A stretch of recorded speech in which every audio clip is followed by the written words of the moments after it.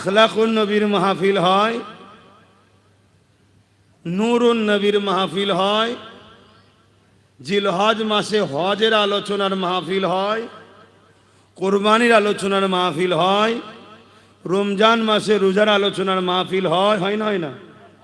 ঠিক রবিউল আউয়ালের চাঁদে হুজুরের শিশুবেলার আলোচনার মাহফিল হয়। জোরে বলুন সুবহানাল্লাহ।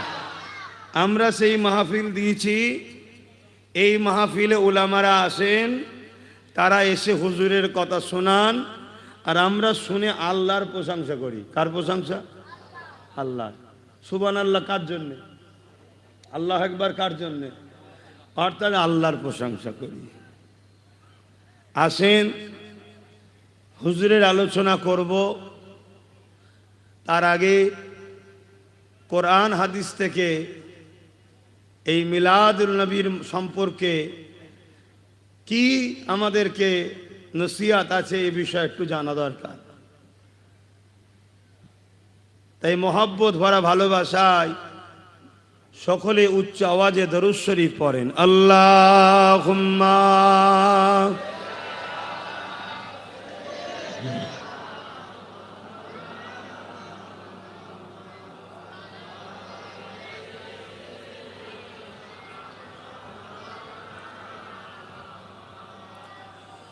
আল্লাহুম্মা সাল্লি আলা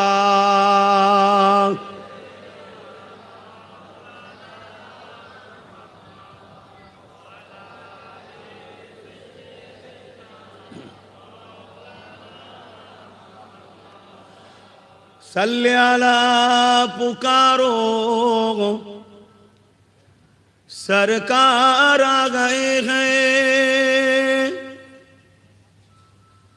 सल्ले अला पुकारो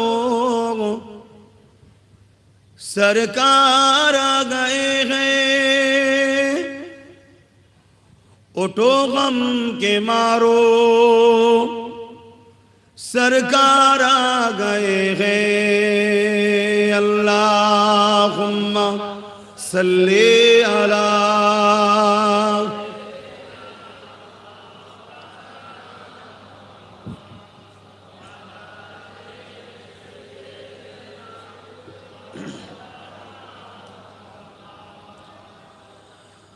मौलूद की खरी है, चलो आमिना के घर पर, मौलूद की खरी है, चलो आमिना के घर पर, पर्दा किसका उठा है, सुबह सबे मिलादात। अल्लाहुम्मा सल्ली अला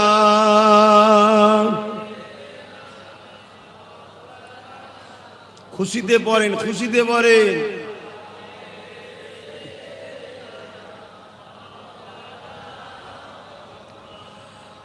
जो मांगना है मांग लो, जो लेना है सो ले लो, जो मांगना है मांग लो,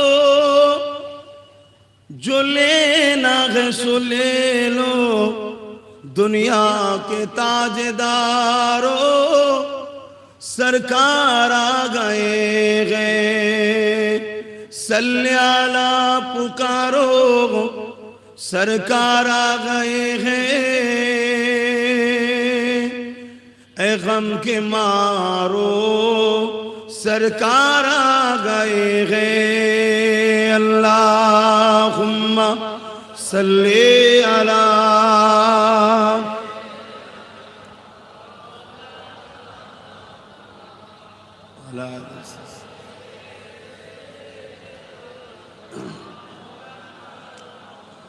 कलमे ला इलाहा इल्लल्लाह, ला इलाहा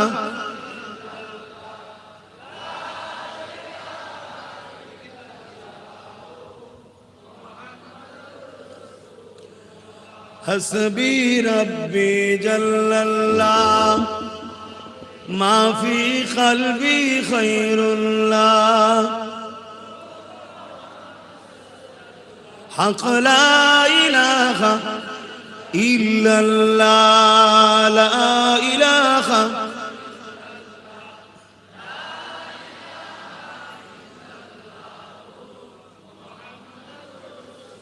আল্লাহুম্মা সাল্লি আলা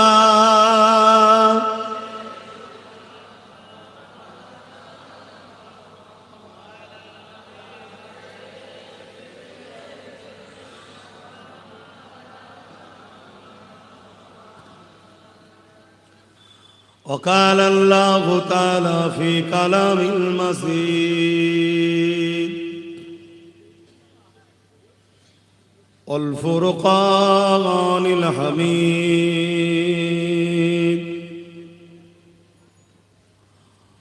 قل بفضل الله وبرحمته فبذلك فليفرحوا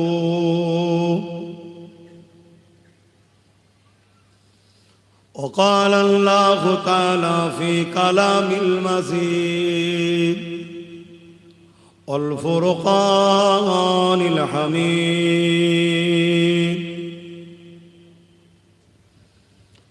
قد جاءكم من الله نور وكتاب مبين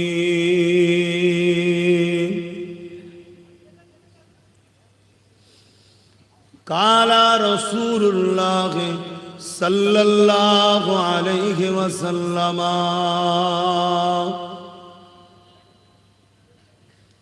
أول ما خلق الله نوري উপস্থিত আমার আব্বাজানেরা, আমার নওজোয়ান তরুণেরা, যুবকেরা, ছোট ছোট বাচ্চারা, দূর দূরান্তে অবস্থিত আমাদেরই সকলের মা ও বোনেরা, বিশেষ করে সম্মানীয় উলামা হযরত, ইমাম সাহেবগণ, হাফেজ সাহেবগণ, ইমাম সাহেবগণেরা, আল্লাহ দরবারে শুকরিয়া। কয়েক বছর ধরে আমি অধমকে আল্লাহ আপনাদের পালিতপাড়া গ্রামে নিয়ে আসছে, আল্লাহ আমাকে নবীর মেম্বারে বসাচ্ছেন এবং আপনাদের কাছে নবী পাক সাল্লাল্লাহু আলাইহি ওয়াসাল্লামের কথা বলার আল্লাহ তৌফিকও দিচ্ছেন। তাই আমি শুকরিয়া আদায় করি আলহামদুলিল্লাহ। কেন আমার মধ্যে তেমন কোনো হাইসিয়াত নেই, আমি তেমন কোনো উপযুক্ত নই যে দোনোজাহানের সুলতানের কথা চর্চা আলোচনা করার মতো। জানি না আমার আল্লাহ আমাকে কেন এই সুযোগ দিয়েছে। যা করার একবার করে ছেড়ে দাও, বেশি ঘাটবেন। বাঙালির হাত সবসময় খুটুস খুটুস না করলে মানায় না। পাশাপাশি আপনারাও শুকরিয়া আদায় করেন যে যার অন্তরের দিকে তাকিয়ে দেখুন, এত অন্যায়, এত পাপ, এত ভুল থাকার পরও আল্লাহ যে আপনাদের ঘরেও হুজুরের মিলাদের মাহফিলে আসা, বসার, সহযোগিতা করার, বানাবার তৌফিক যে আল্লাহ আপনাকেও দিচ্ছে, এটা কোটি কোটি শুকরিয়া। বলুন আলহামদুলিল্লাহ। কেন হুজুরের মিলাদ হুজুর খোদ নিজে বানিয়েছে, জোরে বলুন সুবহানাল্লাহ। পৃথিবীতে দ্বিতীয় কার মাজাল আছে এটাকে নিষেধ করার? শুনছেন? যারা মিলাদুল নবীকে অস্বীকার করে তারা মূলত রিসালাত নবীকেই অস্বীকার করলো। মিলাদুল নবী হয়েছে বলেই তো রিসালাত পেয়েছি আমরা। নবীর যদি মাউলুদ না হতো, তশরিফ যদি না আনতেন, তাহলে আমরা সিরাতুল নবীটা পেতাম কার? जिनारी सिरात হয় তিনারই তো মিলাদের আলোচনা। কোন জীবনে লিখতে গেলে তার বাল্য জীবন, শৈশব জীবন, কৈশোর জীবন বাদ দিয়ে লিখা হয়? একটু বলবেন তো? জীবনী লিখতে গেলে এটাও তো থাকে, তার বাল্য জীবন, তার জন্মস্থান, তারিখ কত, বাপের নাম কি, মায়ের নাম কি। এখন তো আবার দেশের হুকুমত বলছে কোন হসপিটালে হয়েছে, কিভাবে হয়েছে, কে ডাক্তার ছিল, ইত্যাদি ইত্যাদি বিবরণ লাগে না লাগে না। তা যে কোনো ব্যক্তির জীবনী লিখতে গেলে তার বাল্য জীবন, কৈশোর জীবন, শৈশব জীবন থাকবে তো। ঠিক তেমন আমার হুজুরের জীবনীর মধ্যে শিশুবেলার জীবনটা আছে না নাই? তো এই মাস এলে শিশুবেলার জীবনী আলোচনা হয়। আপনার ক্ষুদ্র জ্ঞানে বলুন, যারা উম্মতে মুহাম্মাদি, আপনাদের কি নবীর ছোটবেলার জীবনী আলোচনা করাতে কোনো আপত্তি আছে? যদি কেউ আপত্তি করে, মনে হয় সে আমার নবীর উম্মত।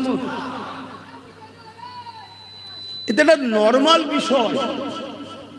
হ্যাঁ, মিলাদুন নবীকে কেন্দ্র করে শরিয়াত বিরোধী যে কাজগুলো হচ্ছে, ডিজে টিজে লাগিয়ে হই হাই করা, আপনি ওটার বিরোধী করুন না, আমরাও তো বিরুদ্ধে।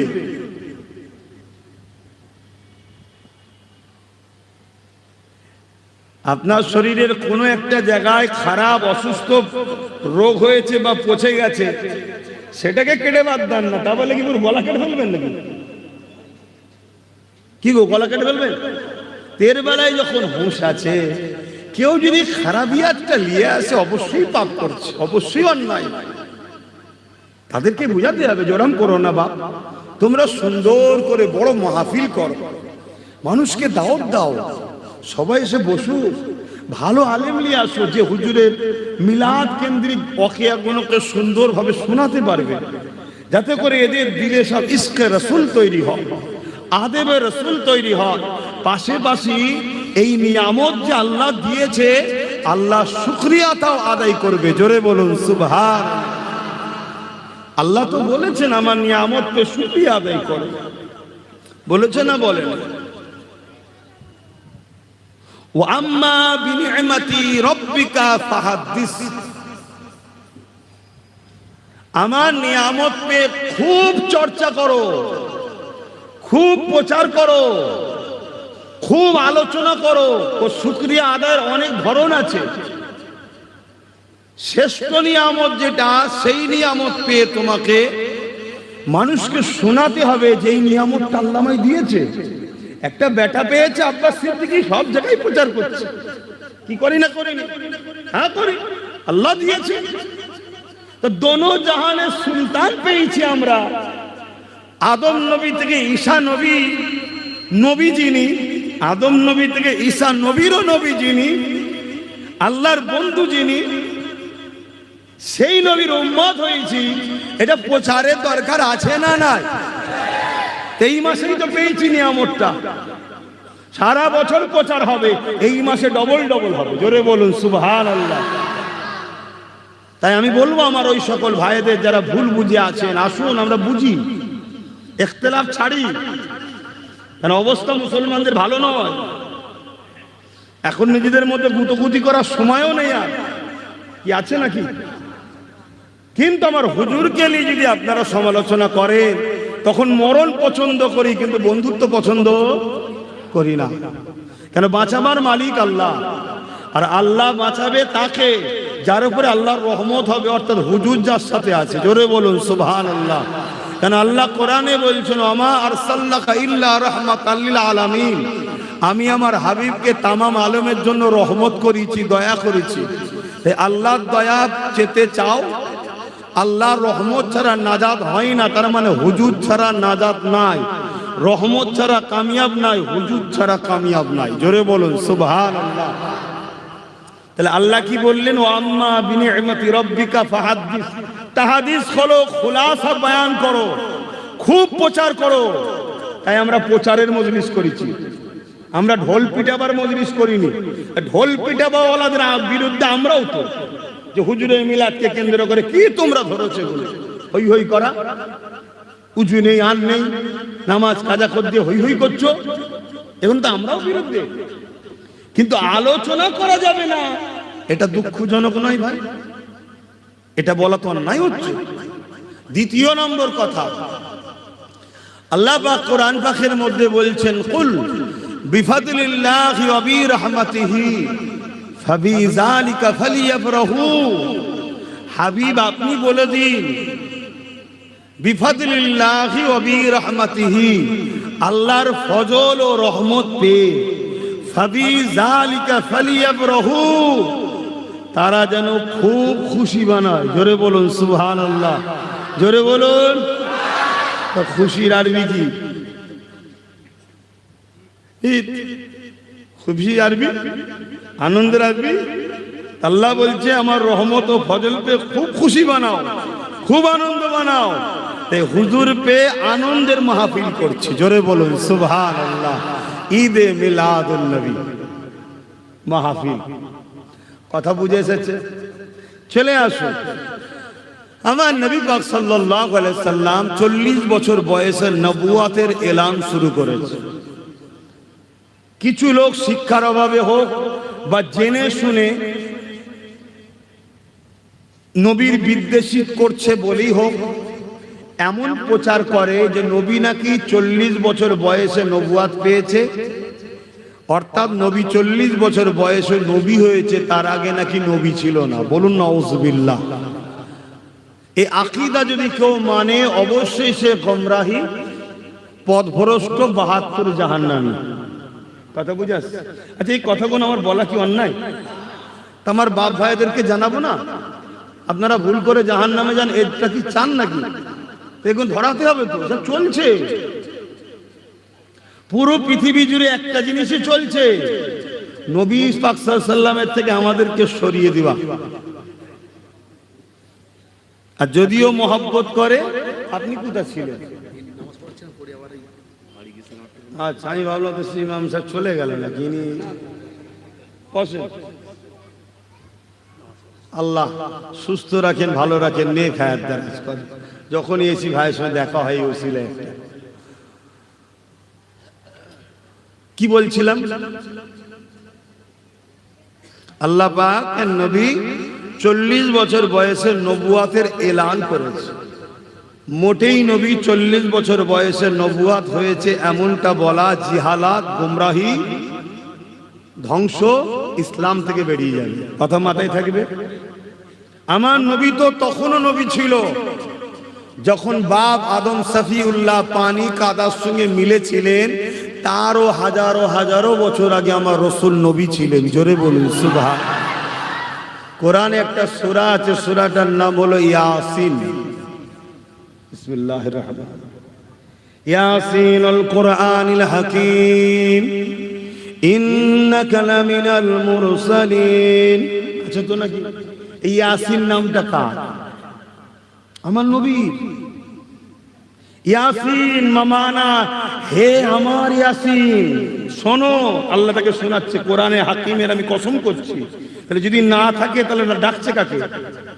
তখনও আমার নবী আল্লাহর কুদরতি কাছে নবী ছিলেন, নাম ছিল ইয়াসিন। জোরে বলুন সুবহানাল্লাহ। হাই কুরবান যাক সেই নবীর উম্মত আমরা, সেই নবীর উম্মত আমরা। নিরাশ হয়েও না উম্মত, জান্নাত যাবো ইনশাআল্লাহ। কিন্তু হুজুরের সঙ্গে দুশ্মনী করে ফেললে সব বরবাদ। হযরতে জিবরাইল আলাইহিস সালাম একদিন আমার নবীর দরবারে আসলেন। আল্লাহ নবী জিজ্ঞাসা করছে, জিবরাইল आपका उम्र कितना साल हुआ है? আপনার বয়স কত? জিবরাইল সাল্লাম বলছেন যে হুজুর, আমি একটা নমুনা বলছি। কি নমুনা? আমাকে যখন আল্লাহ বানিয়েছিলেন তখন কিছুই ছিল না, না ইসরাফিল ছিল, না মিকাইল ছিল, না আজরাইল ছিল, না আরশ, না জমিন, না আসমান, না সাজার, না বসার, না কুছ ভি না থে। তখন আল্লাহ আমাকে বানিয়েছে। আমি মাথা তুলে দেখি আরশের নিচে একটা নূরের চাদর রয়েছে, তাতে একটা তারা স্টারের চমক দেখতে পাই। জোরে বলুন সুবহানাল্লাহ। যেটা দেখে আমি বড় খুশি ও আনন্দ হয়ে যাই। আর এত সুন্দর ছিল এই নূরটা, যার আমি দিবানা হয়ে যাই। কখন আরেকবার দেখতে পাবো? জোরে বলুন সুবহানাল্লাহ। ইন্তজার, ইন্তজার, যে কোনো জিনিসের ইন্তজার করলে আরো বেশি মিঠা হয়, তাই তো নাকি? আল্লাহ সেটাও প্রমাণ করে দেখাচ্ছে। 70,000 साल गुजर गए, दोबारा দুবার বা দ্বিতীয়বার ওই তারাকে আবার একবার দেখতে পেয়েছি। জোরে বলুন সুবহানাল্লাহ। কত হাজার বছর পর? একটু সবাই বলুন। আবার দ্বিতীয়বার দেখে আরো দিবানা, আবার দেখার ইন্তজার, আবার 70,000 সাল পরে আবার একবার দেখতে পান। কত সাল পরে? জিবরাইল বলছে 70,000 বছর পরে পরে একবার করে ওই তারাটা দেখতে পাই। আর আমি ওই তারাটাকে দেখেছি, নূরটাকে দেখেছি মোট 72,000 বার। জোরে বলুন সুবহানাল্লাহ। তাহলে জিবরাইলের বয়স কত? ক্যালকুলেটর, কম্পিউটার সব ফেল হয়ে যাবে, সংখ্যা পাবেন না। 70,000 বছর ছাড়া ছাড়া একবার উদিত হয়। আর দেখেছে মোট কতবার? 72,000 বার। কথা শেষ, আল্লাহ নবী বলছেন জিবরাইল ওই নূর, ওই তারাটা আমি মুহাম্মদ রসুল। জোরে বলুন সুবহানাল্লাহ, আরো জোরে বলুন। সেই নবী পাক সাল্লাল্লাহু আলাইহি সাল্লামের উম্মত আমরা। একটা জিনিস হয় আম, একটা হয় খাস।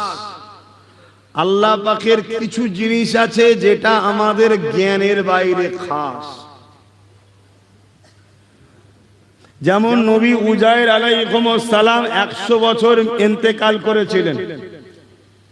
100 বছর পর আবার আল্লাহ তাআলাকে জীবিত করেছিলেন। জীবিত করে দুনিয়াদারি, সংসার টংসার সবই করেছে। শুনছেন? এটা কিন্তু একটা স্পেশাল আল্লাহর কুদরত।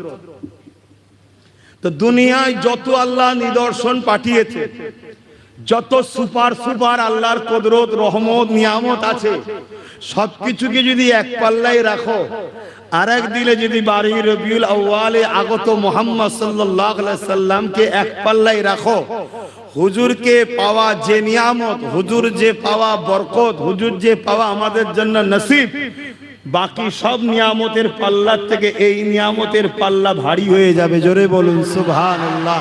তো এই নিয়ামতের চর্চা তুমি যতই করো না কেন শেষ করতে পারবে না। তাই সারা বছর হুজুরকে নিয়ে আলোচনা হবে।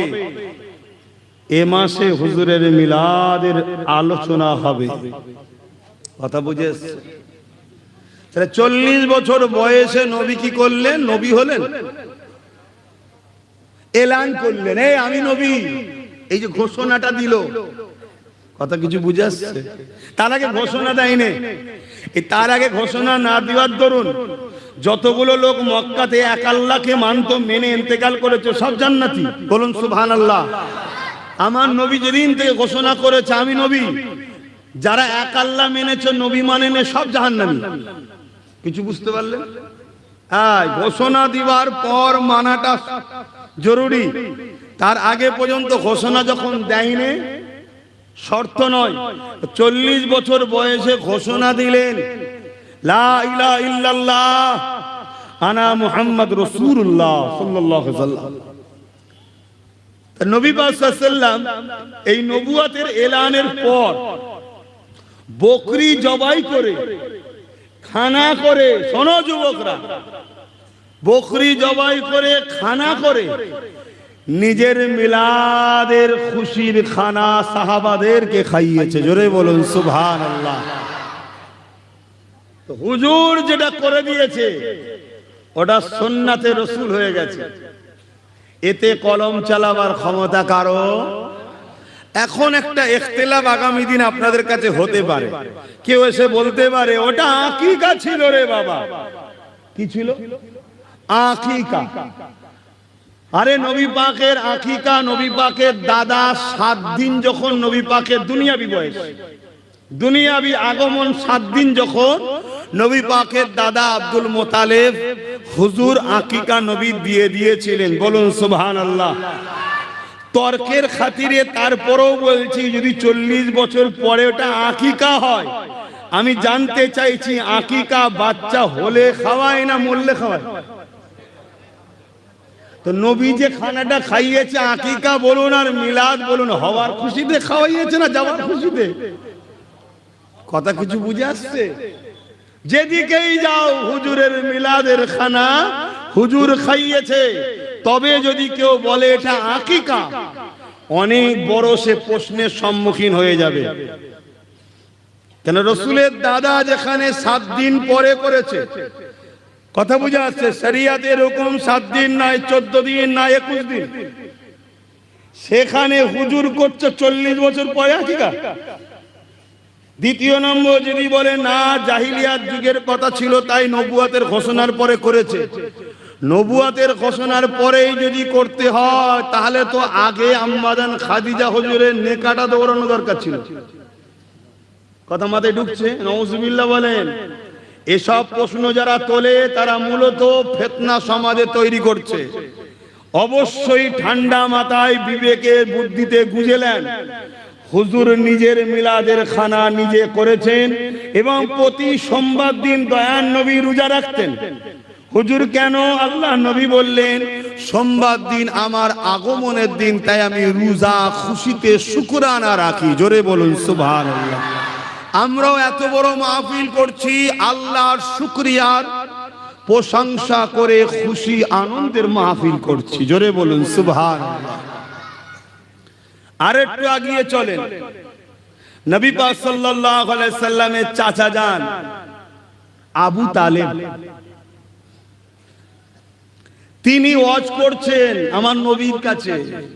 একদিন আমার রসুলকে বলছেন, মুহাম্মদ সাল্লাল্লাহু আলাইহি সাল্লাম, আমি আপনার সম্বন্ধে সব জানি, আপনি যে কত বড় নিয়ামত আমি সব জানি। কি করে জানলেন চাচা?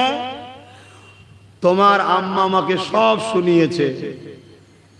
এবারে শুনতে চাইলেন হুজুর কি কি শুনিয়েছে।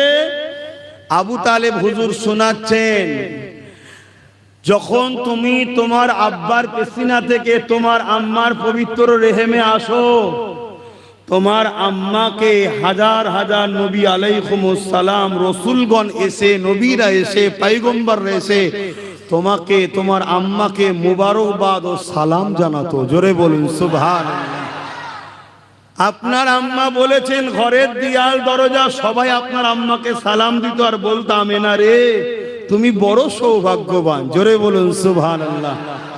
রাসূলের চাচা আবু তালেব ওয়াজ করছে, হুজুর শুনছে। শুনছেন তো? তাহলে নবীর নিজের মিলাদ নিজেও শুনছে যে আমার কি কি ওয়াকিয়া ঘটেছে। হুজুর কি জানতেন না? সবই জানতেন, কিন্তু এই সিলসিলাটা জারি করছে, শোনাটাও সুন্নতে রাসূল হচ্ছে। জোরে বলুন সুবহানাল্লাহ। এই যে আমরা শুনবো, এটাও শোনাটাও সুন্নতে রাসূল, বলাটাও সুন্নতে রাসূল। কেন? আল্লাহ নবী মিম্বার শরীফে দাঁড়িয়ে নিজের বিষয়ে সাহাবাদেরকে লক্ষ্য করে বললেন আমি কে?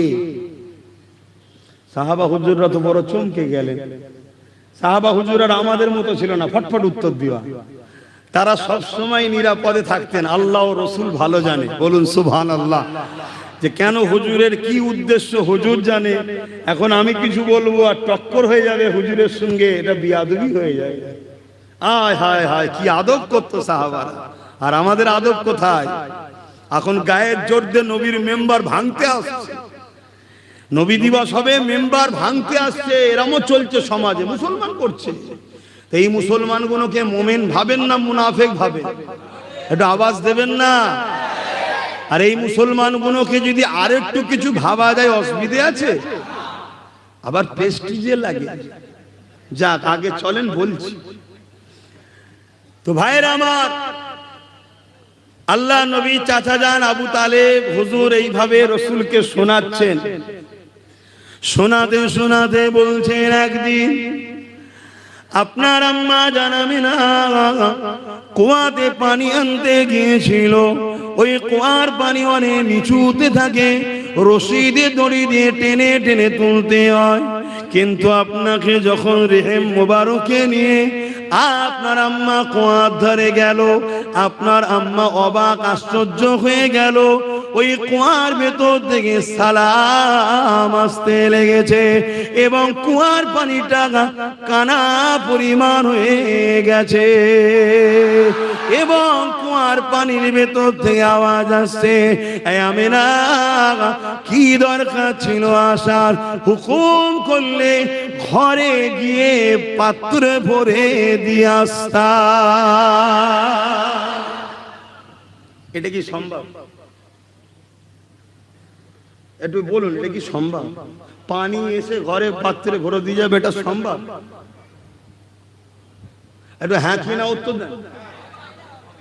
এই ছেলেটা উত্তর দিল, দারুণ কথা। আল্লাহ চাইলে সম্ভব, জোরে বলুন সুবহান। হ্যাঁ, আল্লাহ চাইলে। নাই গরিবের নামাজের লুটার মধ্যে আনা সাগরের পানি, কি মঈনুদ্দিন ডেকেছে, সব পানি সিমাটকে লোটা কি আন্দার সব চলে গেছে। এটা কার ক্ষমতা? আল্লাহ। কিন্তু গরিবের নামাজের দ্বারা হয়েছে, আমাদের দ্বারা হবে না, কেন আমরা গরিবের নামাজ নয়। হিংসা না করে হুজুরকে ভালোবাসা দরকার, তাই তো নাকি? হ্যাঁ, তা আল্লাহ চাইলে অবশ্যই হবে, কেন হবে না? আর একটু বলি, আল্লাহ নবীর কাছে একদিন একটা অমুসলিম আসলো, এসে আল্লাহ নবীকে বলছে, আপনি নবী দাবি করেছেন, তা আপনার কিছু মুজিজা দেখান। মানে তৎকালীন সময় অমুসলিমরাও জানতো নবীদের দ্বারা অলৌকিক ঘটনা ঘটে, আর আজকালকার মুফতিরা অলৌকিক ঘটনা মানতে, হায় রে কপাল। তো এসে বলছে, আপনি দেখান। আল্লাহ নবী তাকালেন, দেখলেন দূরে একটা বড় গাছ রয়েছে। আল্লাহ নবী বলেন, ওই গাছটাকে যে তুমি বলো যে মোহাম্মদ রসুল ডেকেছে। খুব মন দিয়ে শুনবেন, যাও। ওই অমুসলিমটা গেল, গিয়ে বলছে, আল্লাহ নবী তোমাকে ডেকেছে। সে তো যেতে যেতে অনেক কিছু ভাবছে, এটা কি করে হয়, আর হয় হ্যান ত্যান, এটা সেটা দুনিয়ার যা ভাবা ভাবছে। কিন্তু তার তো কৌতূহল হয়েছে, সে জানে যদি সত্যি নবী হয় তাহলে কিন্তু গাছ আসবে। আর আজকাল মুফতি মৌলানা নবীর শান মর্যাদা মানতে কি আফসোস, কি দুঃখ। তো ওই মানুষটা গিয়ে বলল, মুহাম্মদ সাল্লাল্লাহু আলাইহি ওয়াসাল্লাম আল্লাহ নবী তোমাকে ডেকেছে। ব্যক্তি বলছে, গাছ যেমন লড়ে, কোন ভূমিকম্প কম্পন যেমন হয়, বা গাছ লাড়া দিলে যেমন লড়ে, বড় গাছ পুরো কাঁপতে কাঁপতে তার গোড়া থেকে যত কি বলে শেকড় টেকড় রয়েছে সবকে টেনে তুলে জমিনের উপর দিয়ে যেমন আমরা হেঁটে যাই, ও ঘিসড়ে ঘিসড়ে ঘিসড়ে ঘিসড়ে হুজুরের কদমে গিয়ে সেজদায় পড়ে যায়। জোরে বলুন সুবহানাল্লাহ। আল্লাহু আকবার, আল্লাহু আকবার। এ যুবক, তোমার নেতার কথা শোনো, শোনো তোমার নেতার কথা। শুধু জুড়ে রাখো হুজুরের কদমে, গোলামির বেলটা গলায় লাগাও হুজুরের। আল্লাহ জাত পাকের কসম করে বলছি, তুমি জান্নাতে যাবে ইনশাআল্লাহ। কিন্তু হুজুরের গোলামির বেল তোমার গলায় আছে কিনা এটা দেখার বিষয়। হুজুরের গোলামির বেল যদি না থাকে, তুমি যত বড় আল্লামা হও, যত বড় পীর সাহেব হও, যত বড় পীরজাদা হও, সমাজ হয়তো তোমাকে একটু বাহবা করবে, নজরানা দেবে, রসগোল্লা পান্তুয়া মুরগির রান সব খাওয়াবে, কিন্তু জাহান্নামে যেতেই হবে। কোন রকম তোমার জন্য টিকিট ওয়েটিং নেই, কনফার্ম ওপেন কথা। আমার কাছে দাওয়াত করলেও বলবো, না করলেও বলবো, কথা বুঝছেন তো নাকি? আর যার গলায় হুজুরের গোলামির বেল আছে, সে যদি পৃথিবী বিখ্যাত পাপীও হয়, তারপরেও কেউ বলতে পারবে না যে ও জাহান্নামে যাবে। শুনছেন? হতে পারে আমার আল্লাহ ওকে বিছানায় ফেলে ওর পাপ মাপ করিয়ে বা পরিবর্তন করিয়ে এত ভালো বানিয়ে দেবে যে মরতে দেরি, ওর জন্য জান্নাতের ফেরেশতা আসতে দেরি হবে না। জোরে বলুন সুবহানাল্লাহ। বিনিময় হলো গোলামে মুস্তাফা সাল্লাল্লাহু আলাইহি সাল্লাম। মাথায় রাখো।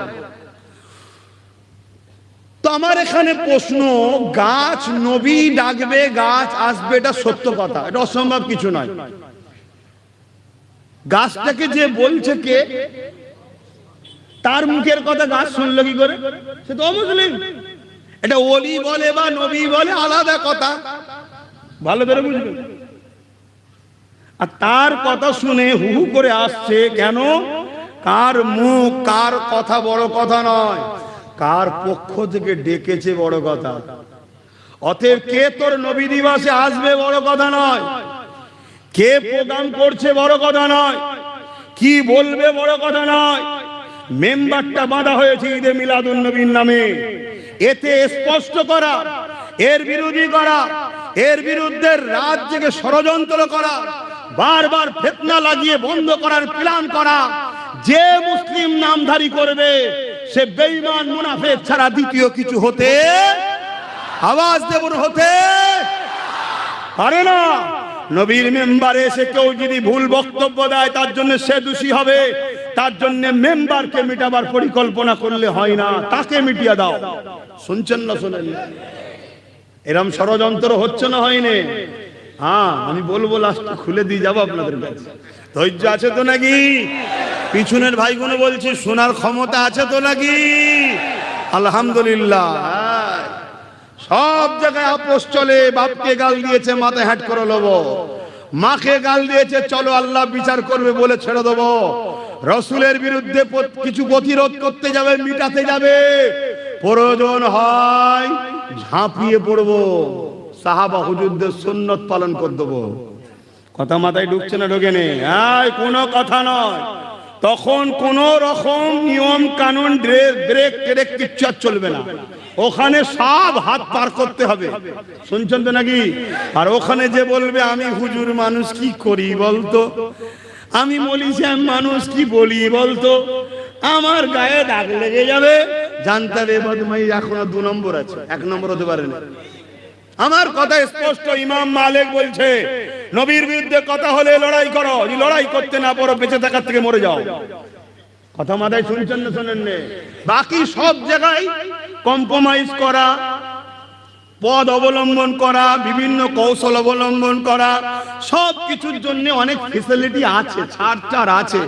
এটা নবীর ব্যাপারে কোন রকম গুঞ্জাইশ, এই আওয়াজ দিয়ে বলুন, কোন রকম গুঞ্জাইশ চলবে না।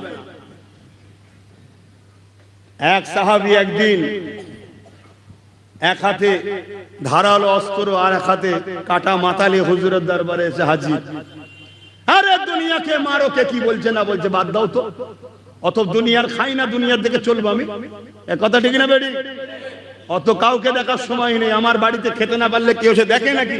আমি বিপদে পড়লে কেউ পাশে দাঁড়ায় নাকি? আমার মুসিবতে কেউ খোঁজ লাই নাকি? কিয়ামত দিন আমাকে কেউ ডেকে নিয়ে যাবে নাকি? তাহলে অত দুনিয়া করো কেন? অত কথা তার কথা ভাবো কেন? হুজুরের ব্যাপারে এলে কোনো কথা চলবে না। শুনছেন তো? আমি এই লাইনের লোক ভাই, মিশতে পারলে মেশো, না মিশতে পারলে কেটে পড়ো, কোনো অসুবিধা নেই। পাগলা টাগলা লোক আমি, কথা বুঝে আসছে? তবে এক একজন এক একটা জিনিসের পাগল হয়। কেউ নেতা হবার পাগল হয়, কেউ পদের পাগল হয়, কেউ গাড়ির পাগল হয়, কেউ নারীর পাগল হয়, কেউ পয়সার পাগল হয়, কি কেউ বেঈমান নেতার পাচাটার পাগল হয়। তবে আমি আলহামদুলিল্লাহ, আমার আল্লাহ শুকরিয়া, কোটি কোটি শুকরিয়া, আমি আমিনাল লাল ও আহলে রসুলদের গোলামি করার পাগল। ব্যাস, কথা ক্লিয়ার। যার ভালো লাগবে লেবে মিশবে, যার ভালো লাগবে না চলে যাবে, তো কি আছে? আল্লাহ নবী জিজ্ঞেস করছে কার মাথা? আমার আব্বার। কার মাথা? আমার আব্বার।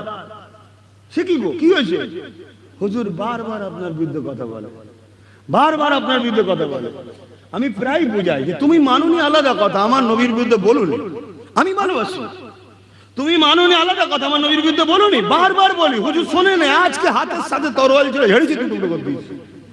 আল্লাহ নবী বললেন যাও, ফেলে দিকে যাও।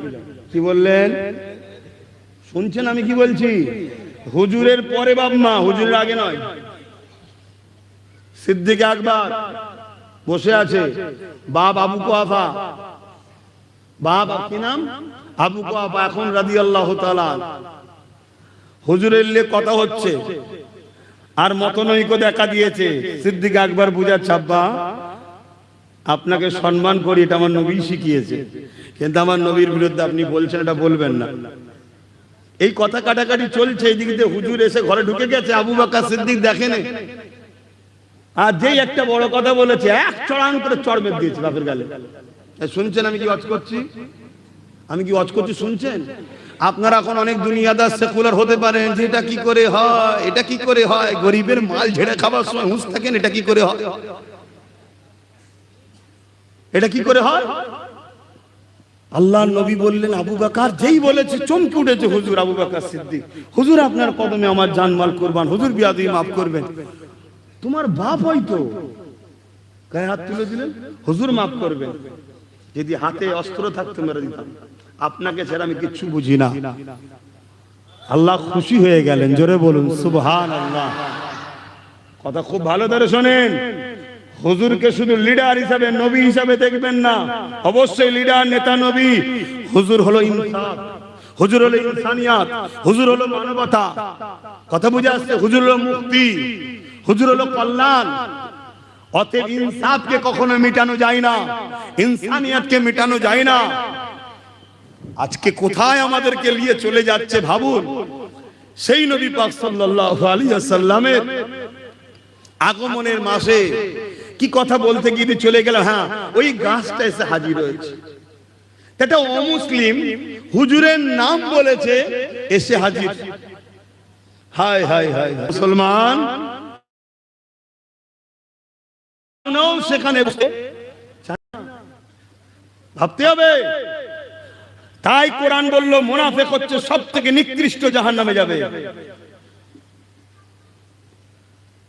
তাহলে একজন অমুসলিম যদি নবীর নাম লিয়াতে গাছ চলে আসে, নবীর আম্মা যদি বলে পানি, মুহাম্মদ রাসূলের মা বলছি, সাইয়্যিদুল মুরসালিন রেহেম মুবারকে আছে, আসো, পানি আসবে না? মদিনা মক্কার মানুষেরা আমার আম্মা আমেনাকে দাঁড় করিয়ে রাখতেন, আম্মা আমেনাকে হুজুরকে দাঁড় করিয়ে রাখতেন, মা আপনি দাঁড়ান, আপনি চলে গেলে পানি নেমে যাবে, আমাদেরকে রশিদে তুলতে কষ্ট হবে, আপনি দাঁড়ান, আমরা পানিটা তুলে নিই। জোরে বলুন সুবহানাল্লাহ।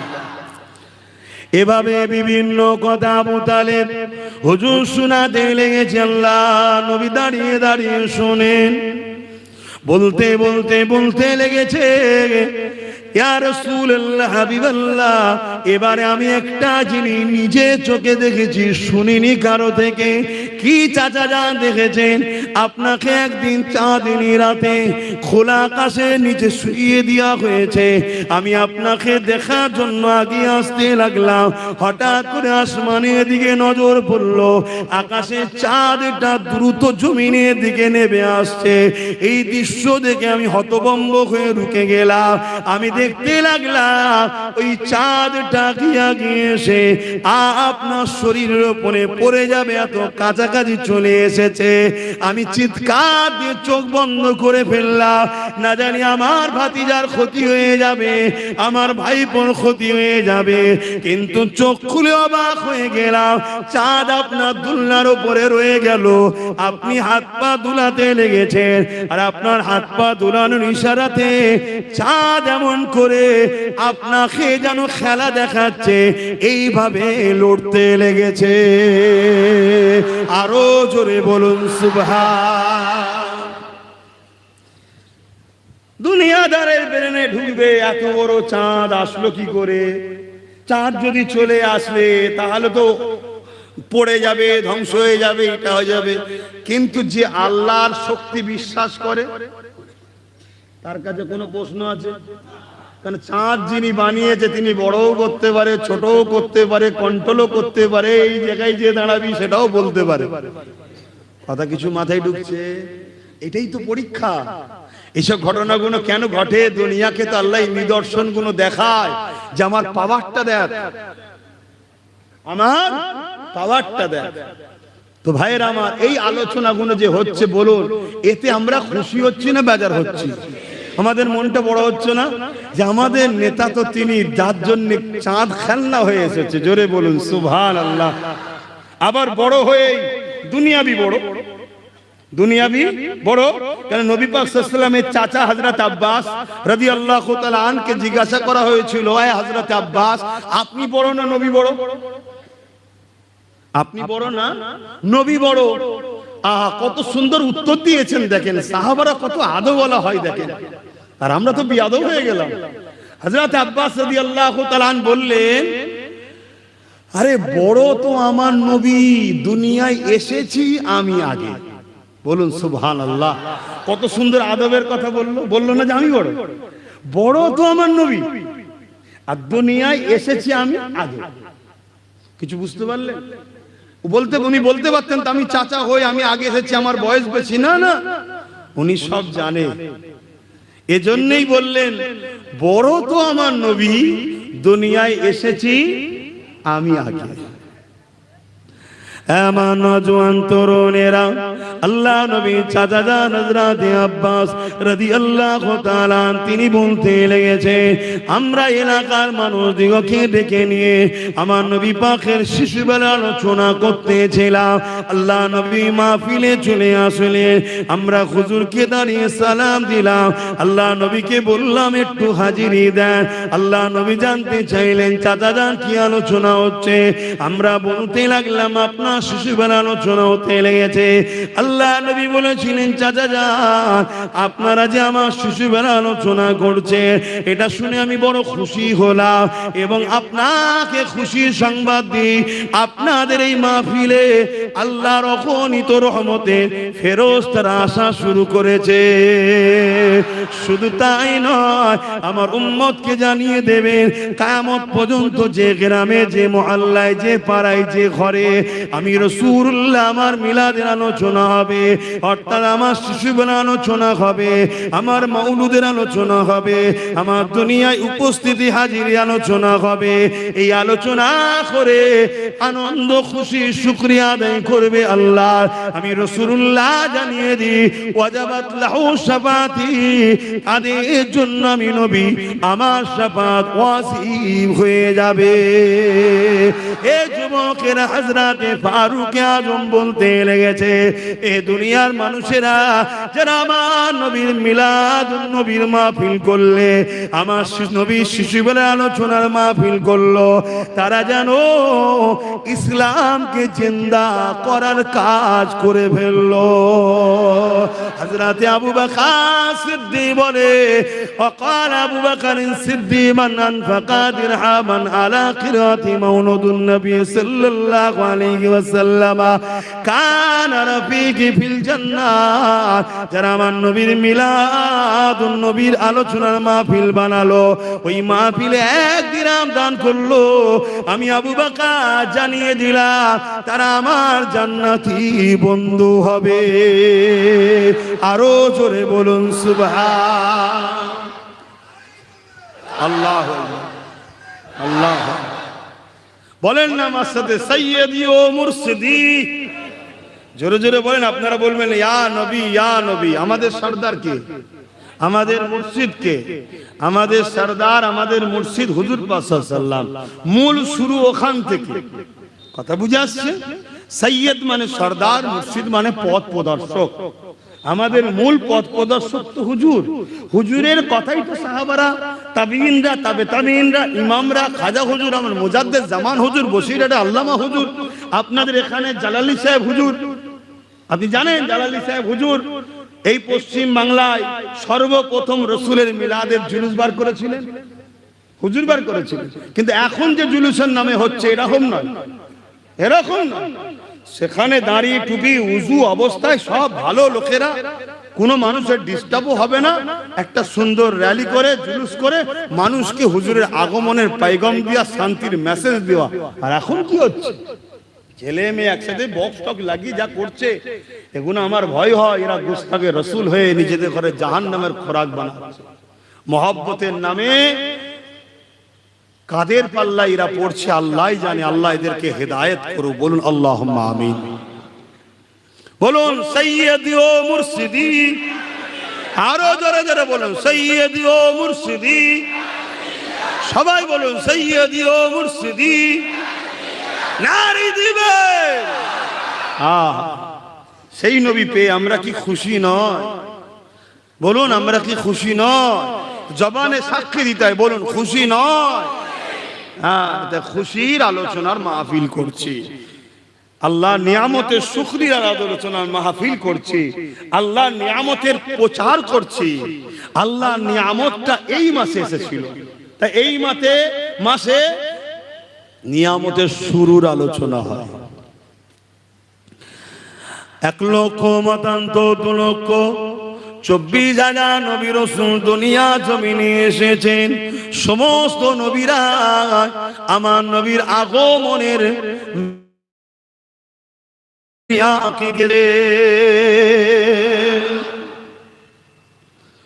সবাই বলেছে লা ইলাহা ইল্লাল্লাহ, নেই কোন ইলাহা এক আল্লাহ ছাড়া। দ্বিতীয় নম্বর বলেছে একজন আসছে যিনি আল্লাহ পাকের পেয়ারা, যিনার নাম আল্লাহ পাকের আরশে আজিমে লেখা আছে লা ইলাহা ইল্লাল্লাহর পাশে মুহাম্মাদুর রাসূলুল্লাহ। তাই সবাই আমার নবীর মেসেজ করছে, যেমন মাইকিং করা হয়। আজ আমাদের গ্রামে নবীর গোলাম আব্বাস সিদ্দিকী আসছে। আমি গোলামের যদি প্রচার হয়, দোনো জাহানের সুলতানের প্রচার সেরকম ভিআইপি দিয়ে আল্লাহ করিয়েছে। কি নবীদের দ্বারা যত বড় ভিআইপি তার প্রচারকও ভিআইপি। আর আমরা যে প্রচার করছি এটা আমাদেরকে আল্লাহ সুযোগ দিয়েছে যে আমার বন্ধুর প্রচার করে নসিবটাকে চমকেলে। জোরে বলুন সুবহানাল্লাহ।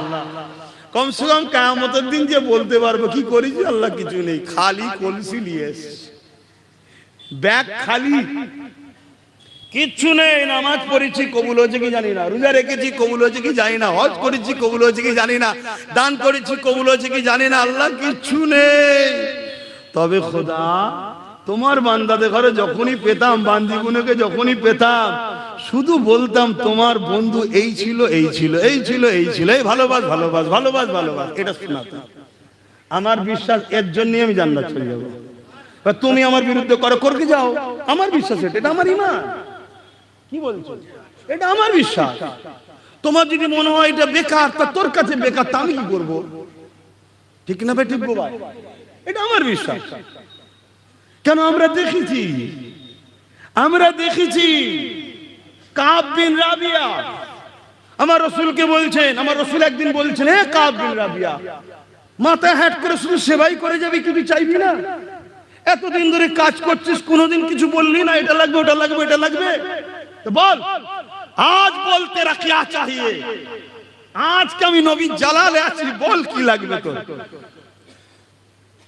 কাব বিন রাবিয়া কি বলছে, হুজুর আপনি যখন বলার ইজাজত দিয়েছেন আমি বলছি, জান্নাতে আপনার গোলামি করার সুযোগ যেন হয়। বলুন সুবহানাল্লাহ। অর্থাৎ জান্নাতও আপনার গোলাম হবে। আল্লাহর নবী কি বললেন, এইসব কি দোয়া চাইছিস? কবে তুই মরবি, কবে আমি ইন্তেকাল করব, কবে যা বিচার হবে, কবে জান্নাত হবে, কি হবে, আমি কোথায় থাকবো, তুই কোথায় থাকবি, এরকম বলেছে? এখন মনি সাহেবরা তো এরমই বলে সব, যে নবী কোথায় থাকবে নবী জানেন না, বলে না বলে। এরা মনে হয় আমার নবীর উম্মত। এসব ভাড়া করাটা একটু যে ভাড়াটিয়া, এদেরকে ছাড়া হয়েছে আমাদের যুব সমাজের ঈমান চুরি করার জন্য। প্যান্ট শার্ট পরা, দাঁড়িয়ে নামাজ নেই, রোজা নেই, হজ নেই, কিছু নেই। কমসে কম ঈমানদার গুলো, পাপী মার খাবে কিন্তু ঈমান আছে, ওইটাকেও চুরি করবে বলে সব বেরিক বার করে দিচ্ছে বাজারে, ছেড়ে দিচ্ছে। যা যা বুঝা বুঝা বুঝা, হ্যাঁ সব বড় বড় সেজে বুঝে, বড় বড় মিশরি সাহেব, বড় বড় আজহারি সাহেব বয়ান দিচ্ছে। কথা বুঝছেন না? আর যুবক ছেলে মনে করছি বিরাট কিছু হচ্ছে। ভালো কথা, মিষ্টি কথা বলতে বলতে বলতে বলতে টুক করে কিয়ামতের দিন আমার নবী ভ্যাল ভ্যাল করে চেয়ে থাকবে। বলুন নাউজুবিল্লাহ। সবাই বলবেন নাউজুবিল্লাহ। যে চুপ থাকবে তার ঈমান চলে যেতে পারে। বলুন নাউজুবিল্লাহ। এটা কোনো কথা হলো? হায় হায় হায় হায়, কি শিখাচ্ছে?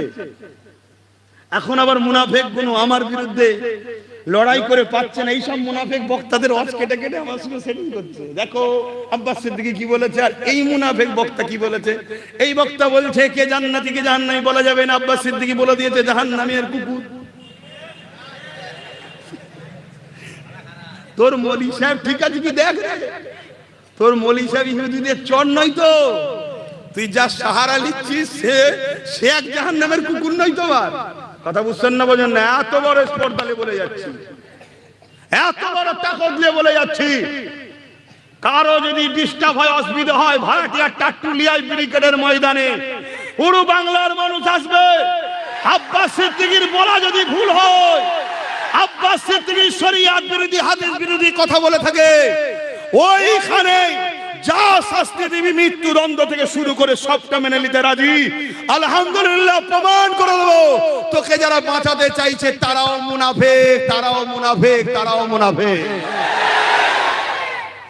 আমার রসুলের যে নয় সে আবার কি?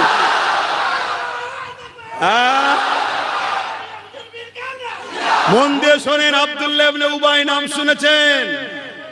মুখ ভর্তি দাড়ি, মাথায় টুপি, পাগড়ি, জুব্বা, হুজুরের হাতে হাত দিয়েছে। শুনছেন তো আব্বা জানেরা?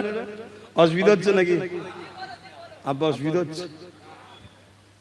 বাবাজিটা সারা জীবন ঝগড়াই করবে, তোমার কাজই তো ঝগড়া না হলেই তো সন্দেহ হয় যে গোল আলু হয়ে যায়। তো কি গোল আলু শাকেও থাকে, মাছেও থাকে, গোসেও থাকে, পটলে থাকে, ঝিঙেই থাকে। ও আলু যে কখন কাউকে কাঁদাবে আর হাসাবে বোঝা মুশকিল। এখন সবার মাথায় হাত, আলুর দাম কমে গেছে, তবে আবার শুনছে নাকি বাড়বে। কি এই যে কখন কাঁদায় কখন হাসাই বোঝা মুশকিল। গোল আলু টাইপের হওনি, আলু তো সুগার হচ্ছে। হ্যাঁ কি গো, কথা বুঝছেন তো নাকি? ঝগড়া না হলেই তো ডাউট হয় যে কিছু গন্ডগোল হয়ে গেল নাকি বলি। আজ আমি আপনাদেরকে বলে যাচ্ছি, বালিতপাড়া গ্রামবাসী এলাকার মানুষ, জান্নাতি উলামা, মোমেন উলামাদের বৈশিষ্ট্য হলো সময়ের জালিম শাসনের সঙ্গে তার লড়াই হতেই হবে।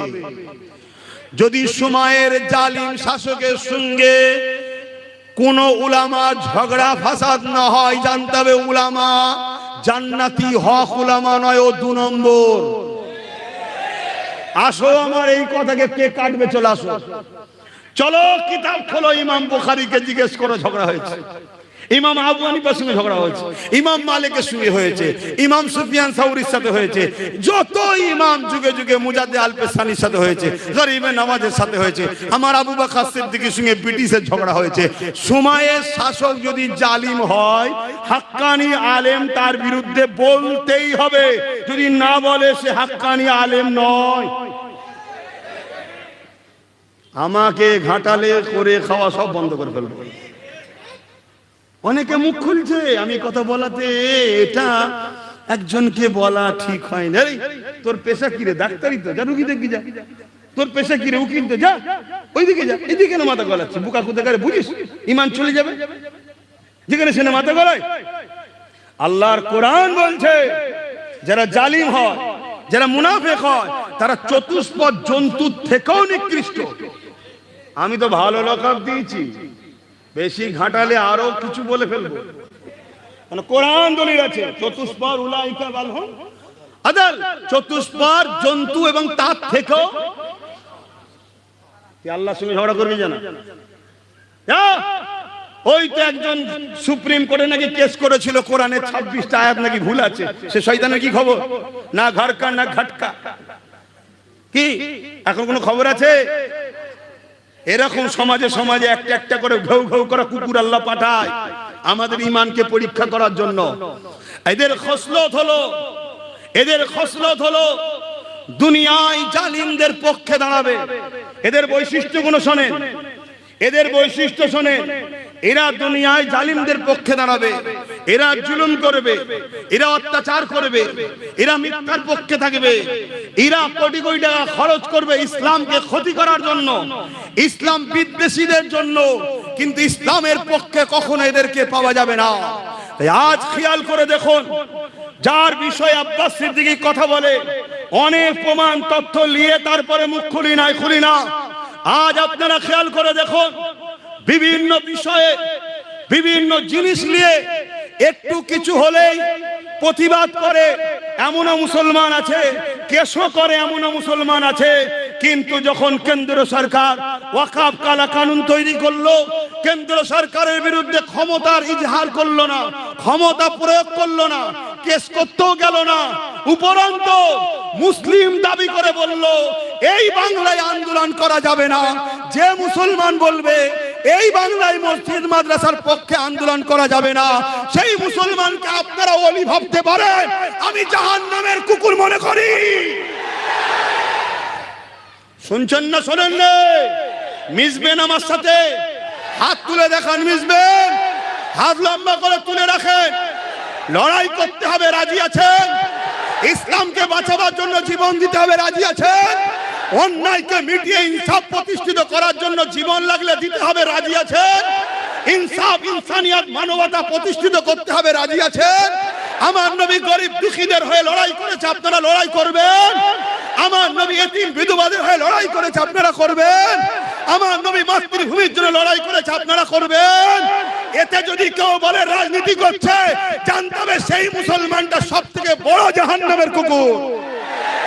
হাত নামান। এ কথা এখানে বলা যাবে না। শুধু বলছে রাজনীতি করছে। ওই শয়তান, তোর যখন বেঈমান নেতা আমার নবী আনা মাহফিলে ইফতার পার্টিতে নামে ঘুমটা দিয়ে আসে, ওই শয়তানকে জিজ্ঞেস করিস রাজনীতি হচ্ছে নাকি? তখন তোর মাথায় হুঁশ থাকে না যে কলকাতার ঈদের নামাজে গিয়ে ঘুমটা দিয়ে যেখানে মুসলিম নারীদের যাওয়া নিষেধ আছে সেখানে তুই বেঈমান কেন এলি? জিজ্ঞেস করিস? তখন মনে হয় না রাজনীতি হচ্ছে? আমার নবীর মেম্বারে আমার নবীর উম্মতদেরকে, আমার নবীর রেখে যাওয়া দিনকে বাঁচাবার জন্য আমি হাজার বার বলবো, জুলুমের বিরুদ্ধে লড়াই করা ইসলামে জায়েজ, অন্যায়কে খতম করা ইসলামে ফরজ, মানবতা ইনসানিয়াতকে জিন্দা করা ইসলামে ফরজ। আরে ইসলাম তো দাঁড়িয়ে আছে দুটো প্ল্যাটফর্মের উপরে, দুটো পার্টির উপরে। অন্যায়কে মিটাও, ন্যায়কে প্রতিষ্ঠিত করো, এর নাম ইসলাম। নামাজ, রোজা, দাড়ি, টুপি ওটা ব্যক্তি জীবনের ইসলাম।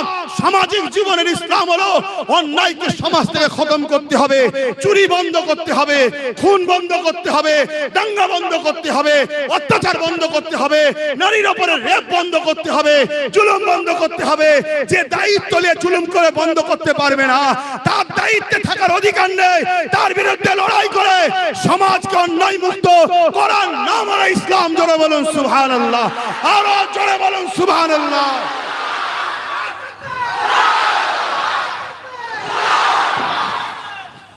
তোমার যদি ভাড়াটিয়া উলামা থাকে লিয়াসো, দিন কেমন বোঝে আমি একটু দেখি। যা ভিক্ষা দালালি খাচ্ছিস খেয়ে যা, জাহান্নামের কুকুরদের পক্ষপাতিত্ব নিয়ে মুখ খুলতে যাবি নি। তাহলে এমন বলা বলবো, মুখ লুকোবার রাস্তা খুঁজে পাবে না। কেন দিনের স্বার্থে আমি সবকিছু করতে পারি, হুজুরের স্বার্থে আমি সবকিছু করতে পারি। ও আম্মা বিনিআমাতি রাব্বিকা ফাহাদ্দিস, এই ইজ্জত আল্লাহ আমায় দিয়েছে। এই লোকগুলোকে এখানে জড়ো আমি করিনি, এটা আমার কৃতিত্ব নয়, এটা আমার আল্লাহর খাস দান। নবী মুহাম্মদ সাল্লাল্লাহু আলাইহি সাল্লামের গোলামির ফল। 100-র মধ্যে 99টা যুবক, যে যুবক ছেলেগুলো এখন ধর্ম থেকে কত দূরে, এই এত যুবক ছেলে, এই যে মজমা, এই যে ভিড়, এটা আমার কৃতিত্ব নাকি? এটা মুহাম্মদ রাসূলের পক্ষে চিল্লাই বলে তাই এই জনসমুদ্র আল্লাহ জড়ো করে। এই দুনিয়ার কারো তাক্কা করেনি, আমার জন্য আল্লাহ রাসূল যথেষ্ট। জোরে বলুন সুবহানাল্লাহ। আপনাদের জন্য কি আল্লাহ রাসূল যথেষ্ট নয়? মনে রাখবেন, দিনের যদি উপকার করতে নাও পারেন, ক্ষতি করে ফেলবেন না। কেউ মসজিদ ভাঙতে চাইছে, আপনি ভাঙেন না, কিন্তু তাকে আপনি ক্ষমতায় আনলে সে ক্ষমতা সে মসজিদ ভাঙবে, আপনি জান্নাত যাবেন? হ্যাঁ, আমি তো 5 ওয়াক্ত নামাজ পড়ি, আল্লাহ তোমার নামাজের মুখের দিকে তাকিয়েছে নাকি? এগুলো মাথায় ঢুকাও যুবক। অমুসলিম অন্য কেউ আমার মসজিদ মাদ্রাসার বিরোধী করবে, এটা যতটা না দুঃখ লাগে, তুই এটা মুসলিম সেজে বললি কি করে দিল্লি যাও? তাহলে জানতে হবে তুই বাহ্যিক সুরাতে সকলে মুসলমান, ভেতরটা তোর মুনাফেক। আর মুনাফেকের ঠিকানা কোথায়? আরো খোলাসা হবে। আমি আরেকটু বাজার দেখি কে কে মুখ খোলে। কতগুলো একসাথে, মানে একটা কাফেলা থাকে তো নাকি? সবকিছুর কাফেলা আছে, জান্নাতের কাফেলা, জাহান্নামেরও কাফেলা আছে। কতগুলো মুনাফিক বেরোয় দেখি। মাঝে মাঝে কড়া ডোজ দিতে হয়। কি গো ভাই, অসুবিধা হচ্ছে নাকি? কেন কড়া ডোজ দিতে হয়? প্রেমটা কতটাকে দেখতে হয়। কখনো কখনো মুখের উপর বলতে হয় আমার পয়সা টয়সা নেই, শাড়ি ফাড়ি কিনে দিতে পারবো না, বলেছেন কখনো? দেখতে হয় যে প্রেমটা কতটা আছে। যদি বলে আচ্ছা ঠিক আছে তাই আপনি যেটা বলবেন, তাহলে জানতে হবে সাচ্চা ভালোবাসা। আর তখনই যদি বলে আমার কপাল ফেটে গেছে তো আপনার সঙ্গে থেকে, জানতে হবে ওরে সর্বনাশ, দিয়া পর্যন্ত রাজি। কি তা কে কে ভালোবাসে ইসলামকে? কত মুসলমান দরদি, অনেক সংগঠন আছে না মুসলমান দরদি বলে, অনেক মুসলিম আবার আছে, অনেক অমুসলিম সেজেও আছে, আমরা মুসলিম দরদি বলেন বলে না? হ্যাঁ, এসব মুনাফিক চিনার জন্য মাঝে মাঝে ডোজ একটু কড়া দিতে হয়, ডোজ একটু কড়া দিতে হয়। আমার নবী পাক সাল্লাল্লাহু আলাইহি ওয়াসাল্লাম মদিনার নবাবিতে বসে আছে, সবাই এসে ঘুরঘুর করছে আমার নবীর কাছে, ইহুদি খ্রিস্টান আর যারা সাহাবা ঈমান এনেছে তারাও, ইহুদিরাও আসছে, সব ঘুরঘুর করছে। আল্লাহ কোরআনের আয়াত নাজিল করে দিলেন, তোমরা আমার নবীর যে ইতিআত করবে তারাই মূলত আমার ইতিআত করলো। বাস, এই আয়াত যেই নবী শুনিয়েছে যে আমার ইতিআত করতে হবে, অমনি সব সমালোচনা শুরু হয়ে গেছে, কি বলছে এসব, কি বলছে? আল্লাহ পাক কোরআনের মধ্যে আবার আয়াত নাজিল করলেন, হাবিব মুনাফিক চিনার জন্যই আপনাদের ভাষায় বলছে এই ডোজ দেওয়া হলো, এই আয়াত দেওয়া হলো মুনাফিক চিনার জন্য। শুনছো তো নাকি? হ্যাঁ, এবারে যারা চিটে ছিল সব ছিটকে ছাটকে ফুসফাস ফুসফাস, এখানে গুজগুজ ওখানে গুজগুজ, এটা বলা ঠিক হয়েছে, হুজুরের ছেলে একটা এরকম জায়গায় এসে কেন, আচ্ছা ঠিক আছে এটা বলবে কেন, আমার মা বাপকে যখন গাল দিয়েছিল তোদের বুকে ব্যথা হয়নি, তখন বলা যায় না? যখন একটা মুসলিম মেয়ে এমন কোন কথা বলেছে তার আগে এই কথাটা আরেকজন 12টা বলেছে, তখন কেস করা যায় না? ও মুসলিমটাকে কেস করতে মন যাচ্ছে না, একে বেপরদা করতে হবে, তুই মুসলমান না মুসলিম সুরাতে বেঈমান রে, ভাবা দরকার আছে না? না, হ্যাঁ, যেখানে সেখানে ছুটি শুধু গুজুর গুজুর করি, আর রোজার মাসে ইফতারে লাথি মারছিস, মানুষের কল ভেঙেলে চলে যাচ্ছিস, বলেন এটা মুসলমানের কাজ না মুনাফিকের? হ্যাঁ, নাই কাজ দোষটা করেছে আব্বাস সিদ্দিকী, তো পানিটা তো আব্বাসের মা বাপও খায়, কলটা ভাঙলি আব্বাসের বাচ্চাটা তো শুকিয়ে থাকবে, এটা কি মুনাফিকি নয়? এরকম ঘটনা ঘটে না? ঘটে না? যে সব মুসলমানরা এই জুলুম অত্যাচার করে এরা কেউ মুসলমান নয়। এরা যদি মুসলমান হয় ইসলাম ভুল হয়ে যাবে। ইসলাম কখনো জালিমকে অ্যাকসেপ্ট করে না, ইসলাম কখনো জালিমের সাথ দেয় না। হযরতে মাওলা আলী বলেছে, জালিমকে সহযোগিতা করো না, যদি তোমার ভয় হয় তার বিরুদ্ধে লড়ো, জালিমের সাথ দিও না। কেন? জালিমের সাথে আল্লাহ নেই। কোন অমুসলিমের সঙ্গে যদি জুলুম হয়, এখানেও বলে যাচ্ছে, কোন অমুসলিমের সঙ্গে যদি জুলুম হয়, তুমি যদি মনে করো মুসলমানদের জুলুম করছে আমি মুসলমানের সাথে থাকবো, আল্লাহ নবী বলছে সে আমার কেউ না। কেন? যে জুলুম করে সে মুসলমান থাকতে পারে না। শুনছেন তো নাকি? আমার কথা কি ভুল হচ্ছে? কষ্ট দিচ্ছে আপনাদেরকে? আসেন তাহলে আমার নবী পাকের আলোচনায় যান।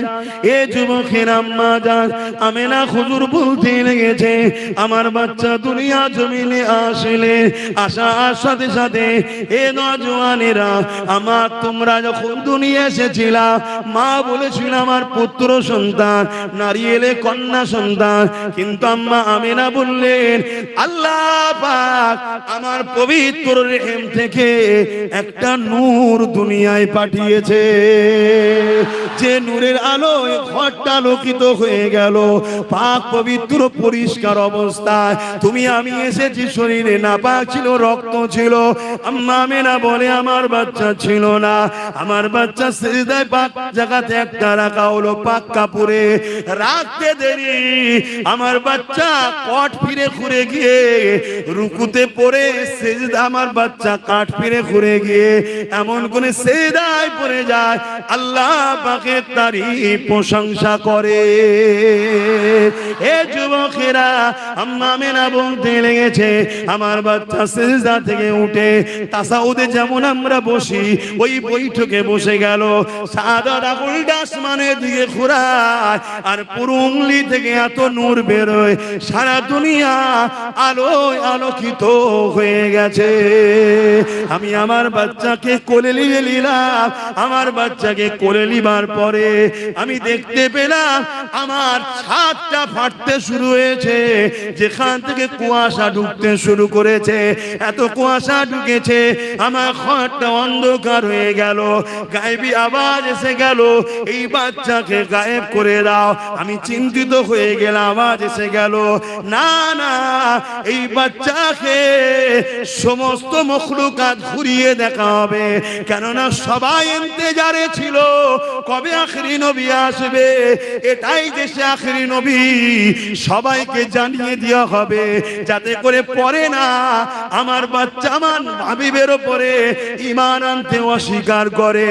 আমার নবী পাককে সবাইকে দেখানো হইয়ে দেখিয়ে দিয়ে আম্মা আমিনা হুজুরের কোলে আবার ফিরিয়ে দেওয়া হয়। আল্লাহু আকবার। ইয়া রাসূলুল্লাহ, ইয়া রাসূলুল্লাহ, সেই নবীর উম্মত আমরা কত সৌভাগ্যবান বলুন, সৌভাগ্যবান নয়? হ্যাঁ, ভালোবাসা দেখালে শুধু মুখে হবে, সেই নবীর জন্য তো তোমাকে কুরবান হতে হবে, সেই নবীর জন্য তোমাকে তো লড়তে হবে, সেই নবীর জন্য তোমাকে তো হক কথা বলতে হবে। আমরা কখনো কারো ধর্মের উপরে আঘাত, কারো ধর্মগুরুর উপরে আঘাত, কিন্তু আমার নবীর উপরে কেউ আঘাত দিলে তাকে ছেড়েও দিই না। এটা হচ্ছে আমাদের আকীদা। ঘেটো না, ঘাটলে ছাড়বো। তুমি আমায় গালি দাও, আমায় ছোট বড় কথা বলো, আমি খামোশ খেয়ে নেবো, চলো, আল্লাহ বিচার করবে। কিন্তু তুমি যদি আমার নবীর ব্যাপারে পাল্লা দিতে যাও, গায়ে জোর দিয়ে প্রোগ্রাম হতে দেবো না, ভেঙে দেবো স্টেজ। শুনছেন তো নাকি? এই ছেড়ে দেওয়া যাবে? সেটাই তো আব্বাস সিদ্দিকী করেছে। বাপেরা, নওজোয়ান তরুণেরা, এ নবী পাকের প্রেমিকেরা, যে রাসূলুল্লাহর জন্য আমি কোরআন পেলাম, দ্বীন পেলাম, ইসলাম পেলাম, সেই রাসূলুল্লাহকে মুহাব্বত করেন, ভালোবাসেন, এটা আমার আল্লাহ পাকের হুকুম। যারা নবীকে মুহাব্বত করবে, ভালোবাসবে, আল্লাহ তাদেরকে ভালোবাসবে ওয়াদা করেছে। এবং আল্লাহ তার আল্লাহকে বড় দয়ালু মেহেরবান পাবে। কুল ইন কুনতুম তুহিব্বুনাল্লাহা ফাত্তাবিউনি ইউহিব্বুকুমুল্লাহ ওয়া ইয়াগফির লাকুম যুনুবাকুম ওয়াল্লাহু গফুরুর রহিম। তাই দুনিয়ায় কে কি বলছে দেখে লাভ নাই, কেননা 30, 40, 50 বছরের জিন্দেগি, এই সামান্য জিন্দেগির জন্য আখিরাতকে অন্ধকার করবেন না। এই সামান্য জিন্দেগির জন্য আখিরাতকে জাহান্নাম ঠিকানা বানাবেন না। হ্যাঁ, ইসলামে কারোর উপরে জুলুমের ইজাজত না। আমি বলবো না আপনি কারোর উপরে জুলুম করে, কিন্তু কেউ যদি আগ বেরিয়ে জুলুম করে, সেই জুলুমকে ডিফেন্স করে খতম করা, এটা ইসলামে ফরজ, নামাজের থেকেও বড় ফরজ। পাওয়ারের সাথে বলে, হ্যাঁ, সব থেকে বড় আফজাল ইবাদত হলো নামাজ। সব থেকে বড় আফজাল ইবাদত কি? নামাজ। ওটা হচ্ছে ব্যক্তি জীবনের জন্য। আমি আবার বলছি, একটা ব্যক্তি জীবন, একটা সমাজ জীবন, কথা কিছু বুঝে আসছে? আমি নামাজ পড়লে আমার ফায়দা, বাকি কারো ফায়দা নাই। কিন্তু এই সমাজে যদি একটা গুন্ডা চরিত্রহীন, সমাজ বিরোধী, ডাকাত, খুনি থাকে, তাকে যদি মিটিয়ে দেওয়া যায়, তাহলে পুরো সমাজ বেঁচে।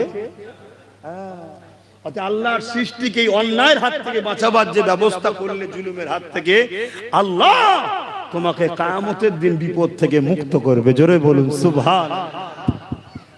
তাহলে লড়াই করতে হবে না, হবে না? অত মায়া করলে হবে না। জিন্দেগি আজ আছে, কাল না। আজ আছে, কাল এ তো জানে যেতেই, এ তো যাবেই। চলো না, এর পক্ষে থাকি। যেদিন যাবার সেদিনই যাবে, আগেও যাবে না, পরেও যাবে না। এবারে আল্লাহকে বা আল্লাহর পক্ষে তুমি আছো কিনা নাই, তার জন্য একটু আল্লাহ পরীক্ষা নেবে। আর আল্লাহর পরীক্ষা নিশ্চয়ই জানো তো, একটু কঠিন করাই হয়, তবে একটু মজবুত হয়ে থাকলেই পাস আল্লাহ দয়াতেই হবে ইনশাআল্লাহ। কিন্তু আর কষ্ট কোনোদিন নেই, এবার শান্তি আর শান্তি, শান্তি আর শান্তি। আর শয়তানের রাস্তা শুরুটা একটু আরামে হয়, খুব ভালো লাগছে। কি শয়তানের রাস্তাটা শুরু খুব আরামে হয়, ফুলের রাস্তাতে শুরু হয়। গরিবের টাকা, ইতিমের টাকা, বিধবার টাকা, অসহায়ের টাকা সব ছেড়ে টুরে নিয়ে গাড়ি বাড়ি, ও কি ভালো জিন্দেগি বলতো। কিন্তু কিছুদিন পরে এমন অন্ধকার আসে, ওই অন্ধকার থেকে আর দুনিয়া আখিরাত কোনো জায়গাতে বেরোনো পায় না। পাপ দুই ধরনের হয়, একটা আল্লাহর সঙ্গে একটা বান্দার সঙ্গে একটা হক, আল্লাহর হক আর একটা, এই বলবেন তো আমার আব্বা জান কোনো কষ্ট পেচ্ছেন নাকি? বাচ্চা ভুল বলছে? আরে আমি তো আপনাদেরই সন্তান, বলুন কষ্ট পেচ্ছেন? পাপ একটা আল্লাহর হক, একটা বান্দার হক। কেউ নামাজ কাজা করেছে, কার হক নষ্ট করেছে? জোরে বলুন। আল্লাহ পাক বলছেন আমি রহমান রহিম, সাবাকাত রহমতি আলা গজবি। এ বান্দা নামাজ কাজা করেছিস? জি আল্লাহ। আয় কাঁদ, বল আল্লাহ মাফ কর দে, বল আমি আল্লাহ মাফ করে দেবো। জোরে বলুন সুবহানাল্লাহ। আর তুই কারো একটা গাছের ডাল কেটে নিয়েছিস, ওই বান্দা না মাফ করলে মাফ করবো না, এটা ওর হক মেরেছিস, ওর কাছে মাফ চাইতে হবে। তাহলে জনগণের অর্থ যারা ঝেড়ে খায়, শুনছেন কজনের কাছে মাপ চাইবি? শুনছেন তো? তাহলে আব্বাস সিদ্দিকী কিছু ভুল লাইনে আছে নাকি? আহারে, কত এমন গরিব মানুষ আছে যাদের বাচ্চা কোনো রাত্রিরে না খেয়ে ঘুমোয়, পানি খেয়ে ঘুমোয়, কঠিন রাত্রে ঘুম পেয়ে ভেঙে যায়, খিদের চোটে কাঁদে বাচ্চারা, মা সান্ত্বনা দেয়। একদিন দুজন পরে মায়ের ধৈর্য হারা হয়ে যায়, বাচ্চাকে মারে, গলা টিপে ধরে। এই সমাজে ঘটছে না ঘটে না? ওই গরিবের মালগুলো ঝেড়ে খায় যারা, তারা কি জান্নাত? সেই হারামখোর জাহান্নামীগুলোর জন্য কথা বললে আপনাদের গায়ে লাগাতে উচিত নয়? কথা বুঝে আসছে না? না, আল্লাহর মার তো হঠাৎ করে হয় না, অনেক পাপ বেড়ে বেড়ে বেড়ে বেড়ে বেড়ে বেড়ে একদিন আল্লাহর পক্ষে মার হয়। তা আমিও তো সেই আল্লাহরই বান্দা, শয়তানি দেখে দেখে সহ্য করে করে করে করে একদিন চপাং করে একটা দিয়েছি, সব জায়গায় এখন চলছে, যেখানে কান কত চলছে। কি ওই এখন থাক না পেরেশান। আল্লাহ শুকর, প্লেনে করে গেছিলাম এই কিছুদিন আগে, কোথায় জানো? তামিলনাড়ু। যাবার সময় প্লেনেও ঘুমোচ্ছি, আসার সময় প্লেনে ঘুমোচ্ছি, আল্লাহর আকাশে ঘুমোচ্ছি। কত মানুষ চিন্তাই থাকে ঠুস করে পড়ে গেলে একেবারে চলে যাবে, কিন্তু আমি ঘুমোচ্ছি বা আমার এই সব ঘুমোচ্ছে, নাসিব পুঁতে গেল। আর আমাদের আলা ও তো নাক ডাকছে দেখে। কথা বুঝলেন কেন ঘুমোচ্ছি আমরা? কারণ আমরা জানি যদি ঠুস করে পড়ার ব্যাপার থাকে জেগে বসেও পড়বো, আর যদি ঘুমিয়ে পড়ার না ব্যাপার থাকলে ঘুমলেও পড়বো। আমাদের ভরসা আল্লাহর উপর, ঠিক না বেটি? আমি কি জেগে কি রুখে দেবো নাকি? পড়ার থাকলে রুখবে কে? অতএব সব যখন আল্লাহর উপরে তাওয়াক্কালতু আলাল্লাহ হয়ে বেরিয়ে পড়েছি, একটু ঘুমিয়ে এলে প্লেনের উপরে, আর আকাশে উঠে গেলে নিশ্চিন্তায় ঘুমও হয়, দুনিয়াবি খেয়াল থাকে না, তো অনেক দূরে চলে যাই। অতএব আল্লাহর মা দুনিয়ার বার। আপনাদের কাছে কথাগুলো বলছি, কেউ কষ্ট পাচ্ছেন কেন? আমি চাই না আপনারা জালিমদের পক্ষপাতী করেন। জালিমের পক্ষপাতিত্ব করলে আপনি জালিমদের মধ্যে গণ্য হবেন, জালিমদের দলভুক্ত হবেন, জালিমদের সাথে আপনাকে হাসন নাসর হবে, জালিমদের ঠিকানা যেখানে আপনি সেখানে যাবেন। তাই আপনারা আমার দাদা পীরের রুহানি বাচ্চা বা মাঝের হাট পীর সাহেবের রুহানি বাচ্চা, যাই হন আল্লাহর ওলিদের বাচ্চা, বাংলার মানুষ ওলিদের বাচ্চা, তাই তো নাকি? আপনারা কোনো না কোনো ওলির দরবারের সঙ্গে আপনাদের যোগাযোগ আছে। আর আলহামদুলিল্লাহ বাংলায় যে ওলির কাছেই যান না কেন, সেই ওলির হেড অফিস হলো ফুরফুরা শরীফ দাদা হুজুর, তাই তো নাকি? আব্বাস হুজুর নয়, দাদা হুজুর। হ্যাঁ আমিও জানি দাদা হুজুর, কাউকে আমায় ঘুম ভাঙাতে হবে না, আমি জানি দাদা হুজুর। সেই জায়গায় তা আমি চাই না ওলিদের রুহানি বাচ্চাগুলো দুনিয়ায় সামান্য স্বার্থে, বিশেষ করে আমার মা গুলো, মারে বোন রে, আপনাদের ভাই আপনাদের সন্তান বলছি, একটু ভাবেন আপনার আব্বাদের কজন, মায়েদের ঘরে বলছে আপনার আব্বারা কজন, 8, 9, 10 জন, তাই তো নাকি?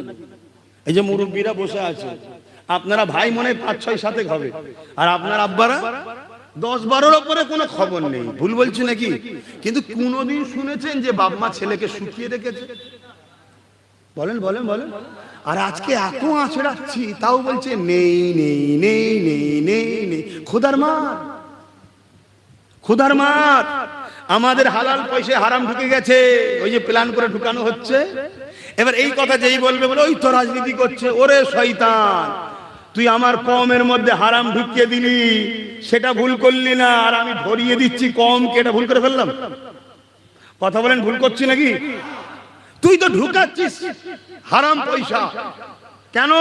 পুরুষ যদি ইনকাম করে ভুল যদি হয়, পুরুষকে আল্লাহ কিয়ামতের দিন ধরবে, নারীদেরকে আল্লাহ ধরবে না। তাই মায়েদের দোয়া কবুল হতো। কিন্তু আজ বড় প্ল্যান করে নারীর ইনকাম করিয়ে দিল, আর সেই টাকার মধ্যে যদি সুদের টাকা হয়, লুটা টাকা হয়, মদের টাকা হয়, আরো ইত্যাদি ইত্যাদি কত কি আছে তো নাকি? তাহলে হারাম না হালাল? হ্যাঁ, এটা বুঝতে হবে। এজন্য আল্লাহর নবী বললেন ভিক্ষা আল্লাহ পছন্দ করে না।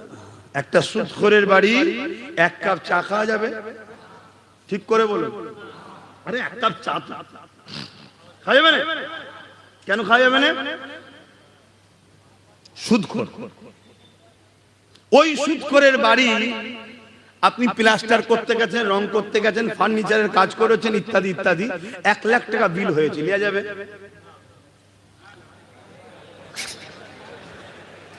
লিয়া যাবে না? হ্যাঁ, কেন? কেন? ও দয়া করেন। আমি মজুরি করেছি, বিনিময় লিখছি, আর এক কাপ চা খুব মাথায় ঢুকান, খুব মাথায় ঢুকান। পারিশ্রম লিয়াটা আলাদা জিনিস। সে যেই দিক, কোন কাজে হোক আর গভর্নমেন্ট হোক, পারিশ্রম যদি দেয় আপনাকে, আপনার পাওনা যেটা মেহনত, আপনার হক, আপনার অধিকার, সেটা আপনি যে পয়সাই হোক আপনার জন্য সেটা, কেন? ওটা আপনার পারিশ্রম। সে কি থেকে দিতে সে বুঝবে। কথা বুঝে আসছে না? কিন্তু কেউ যদি আমার উপরে দয়া করে ফ্রিতে দেয় কিছু, 1 কেজি আলু দিল, আমার কি দরকার আছে? আমি কি জন্য, তুমি আমায় কি জন্য দিলে? কি দয়াতে? না, তুমি আমার গোলাম হয়ে থাকো, এই দয়াতে তো। তুমি আমার পক্ষে থাকো, এই দয়াতে তো। অন্য কোনো কারণ তো নয়। এগুলো বুঝতে হবে। আমার কওমের ইমানের অস্তিত্ব বাঁচাবার স্বার্থে বুঝাচ্ছি। পেটে হারাম ঢুকে গেলে ব্রেন আর হালাল রাস্তায় চলে না, এজন্য বুঝাচ্ছি। এই বুঝানোটাকে কেউ যদি মনে করে এই জন্যই তো বলি তুমি রাজনীতি করছো, তুমি চরম মূর্খের মধ্যে রয়েছে, তুমি চরম অশিক্ষিতর মধ্যে রয়েছে। এটা আমার ইসলাম, এটা আমার ইসলাম। কিন্তু আমরা দেখতে পাচ্ছি তোমরা রাজনীতির নামে, পাওয়ারের নামে আমার ইসলামকে বারবার টার্গেট করছো। যার একটা ছোট্ট নমুনা বলবো, জোরে বলেন, বলবো। কেন্দ্র সরকার ওয়াকফ কালা কানুনের নামে সংবিধান বিরোধী আইন তৈরি করেছে। সংবিধানে লেখা আছে কোন গভর্নমেন্ট, কোন রাজ্য সরকার বা সেন্টার সরকার, রাষ্ট্র কখনো কারো ধর্মে হস্তক্ষেপ করতে, বিরোধীও করতে পারবে না, উন্নতিও করতে পারবে না। উপরন্তু আমি দেখলাম তোমরা তোমাদের আখের সব গুছিয়ে নিচ্ছ। তুমি ওখানে বানাচ্ছ, ইনি দিঘাতে বানাচ্ছে, সবাই সবার গুছিয়ে নিচ্ছে। কিন্তু তোমরা বারবার আমার মসজিদ, আমার মাদ্রাসা, আমার কবরস্থানকে টার্গেট করছো না? করোনি? ওয়াকফ যেখানে নিষেধ করেছে কারো ধর্মের উপরে আঘাত দেওয়া যাবে না, রাষ্ট্র কারো ধর্মের বিরুদ্ধে কথা বলতে পারবে না, সংবিধান রাইট দেয়নি, সংবিধান ইজাজত দেয়নি। যে যার ধর্ম, যে যার মানুষ নিজের পয়সায় নিজের মতো করে করবে। কেউ যদি মনে করে আমি কোনো ধর্ম করবও না, তাকেও দেশ রাইট দিয়েছে, তারও অধিকার আছে। এই দেশে কেন্দ্র সরকার ওয়াকফ কালা কানুনের নামে সংবিধান বিরোধী আইন করে মসজিদ, মাদ্রাসা, কবরস্থান, ঈদগাহ, খানকা, মুসলমানদের পেহচান, মুসলমানদের ঐতিহ্য, মুসলমানদের মসজিদ, মাদ্রাসা, ঈদগাহকে ভেঙে দেবে, দখল করে নিয়ে কর্পোরেটদের হাতে, পুঁজিপতিদের হাতে তুলে দিবার একটা ষড়যন্ত্র করেছে। হাকিনা, জোরে বলুন। এটা কোন শক্তিতে করছে? সে কোন পাওয়ারে করছে বলুন? জোরে বলুন। এটা কি রাজনীতির কাজ? তাহলে তুমি রাজ ক্ষমতা দিয়ে কি করছো? তুমি যখন রাজ ক্ষমতা দিয়ে আমার ঈদগাহ লুটতে এসছো, তো ঈদগাহ বসে আমি ঈদগাহ বাঁচাবার জন্য বলবো না? বলবো না? কথা মাথায় ঢুকছে? এই আন্দোলন পুরো দেশ জুড়ে চলছে, সব জায়গায় আন্দোলন চলছে। উত্তর প্রদেশেও আন্দোলন হচ্ছে। উত্তর প্রদেশের সরকার যারা আন্দোলন করছে তাদেরকে মেরে জেলে ভরে দিচ্ছে। কেন? মোদির বিরুদ্ধে কথা চলবে না। আমার পশ্চিম বাংলায় এই আন্দোলন যারা করছে তাদেরকেও মেরে জেলে ভরে দিচ্ছে। কেন? মোদির বিরুদ্ধে আন্দোলন চলবে না। তাহলে যোগী আর রাজ্য সরকারের মধ্যে পার্থক্য কি? এই কথাটা বলা, যদি কেউ মনে করে নবী দিবসে কেন বলবে, আরে নবীর মসজিদ বাঁচাবার জন্য নবী দিবসে বলবো না তো কোথায় বলবো? কথা মাথায় ঢুকলো? মসজিদে দাঁড়িয়ে দাঁড়িয়ে বলা দরকার ইমামের। যদি ইমাম না বলে কিয়ামতের দিন জবাব দেবে। তুমি আল্লাহর ঘরে দাঁড়িয়ে আল্লাহর ঘরকে বাঁচাবার জন্য কেন বলবে না? কমসে কম এতটুকু তো বলা দরকার, যারা আমার ওয়াকফের নয়, যারা আমার মসজিদ মাদ্রাসার নয়, তারা আমাদের কেউ নয়, এতটুকু তো বলা দরকার। তো ভাইয়ের আমার, বলুন আপনাদের কোনো আপত্তি হচ্ছে? ভিড়ের ভয়ে কি না বলছেন নাকি? হ্যাঁ, ভিড়ের ভয়ে না বলছেন? তাহলে একটু সালাম দিয়ে এলি, ওই সুযোগে আস্তে আস্তে চলে যাবেন। সুযোগ পেয়ে যাচ্ছেন, চলে যাবেন। ইয়া নবী,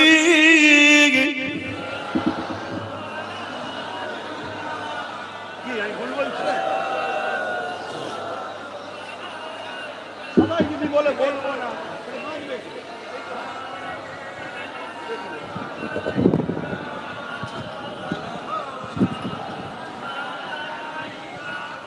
সবাই যদি বলে বলবো না, তাহলে তো শেষ হয়ে যাবে। আমি জানি সবার দ্বারা বলা সম্ভব, আল্লাহ দেয়নি। তুমি বলতে পারো নি, কিন্তু বলছি আমার স্বার্থ দাও।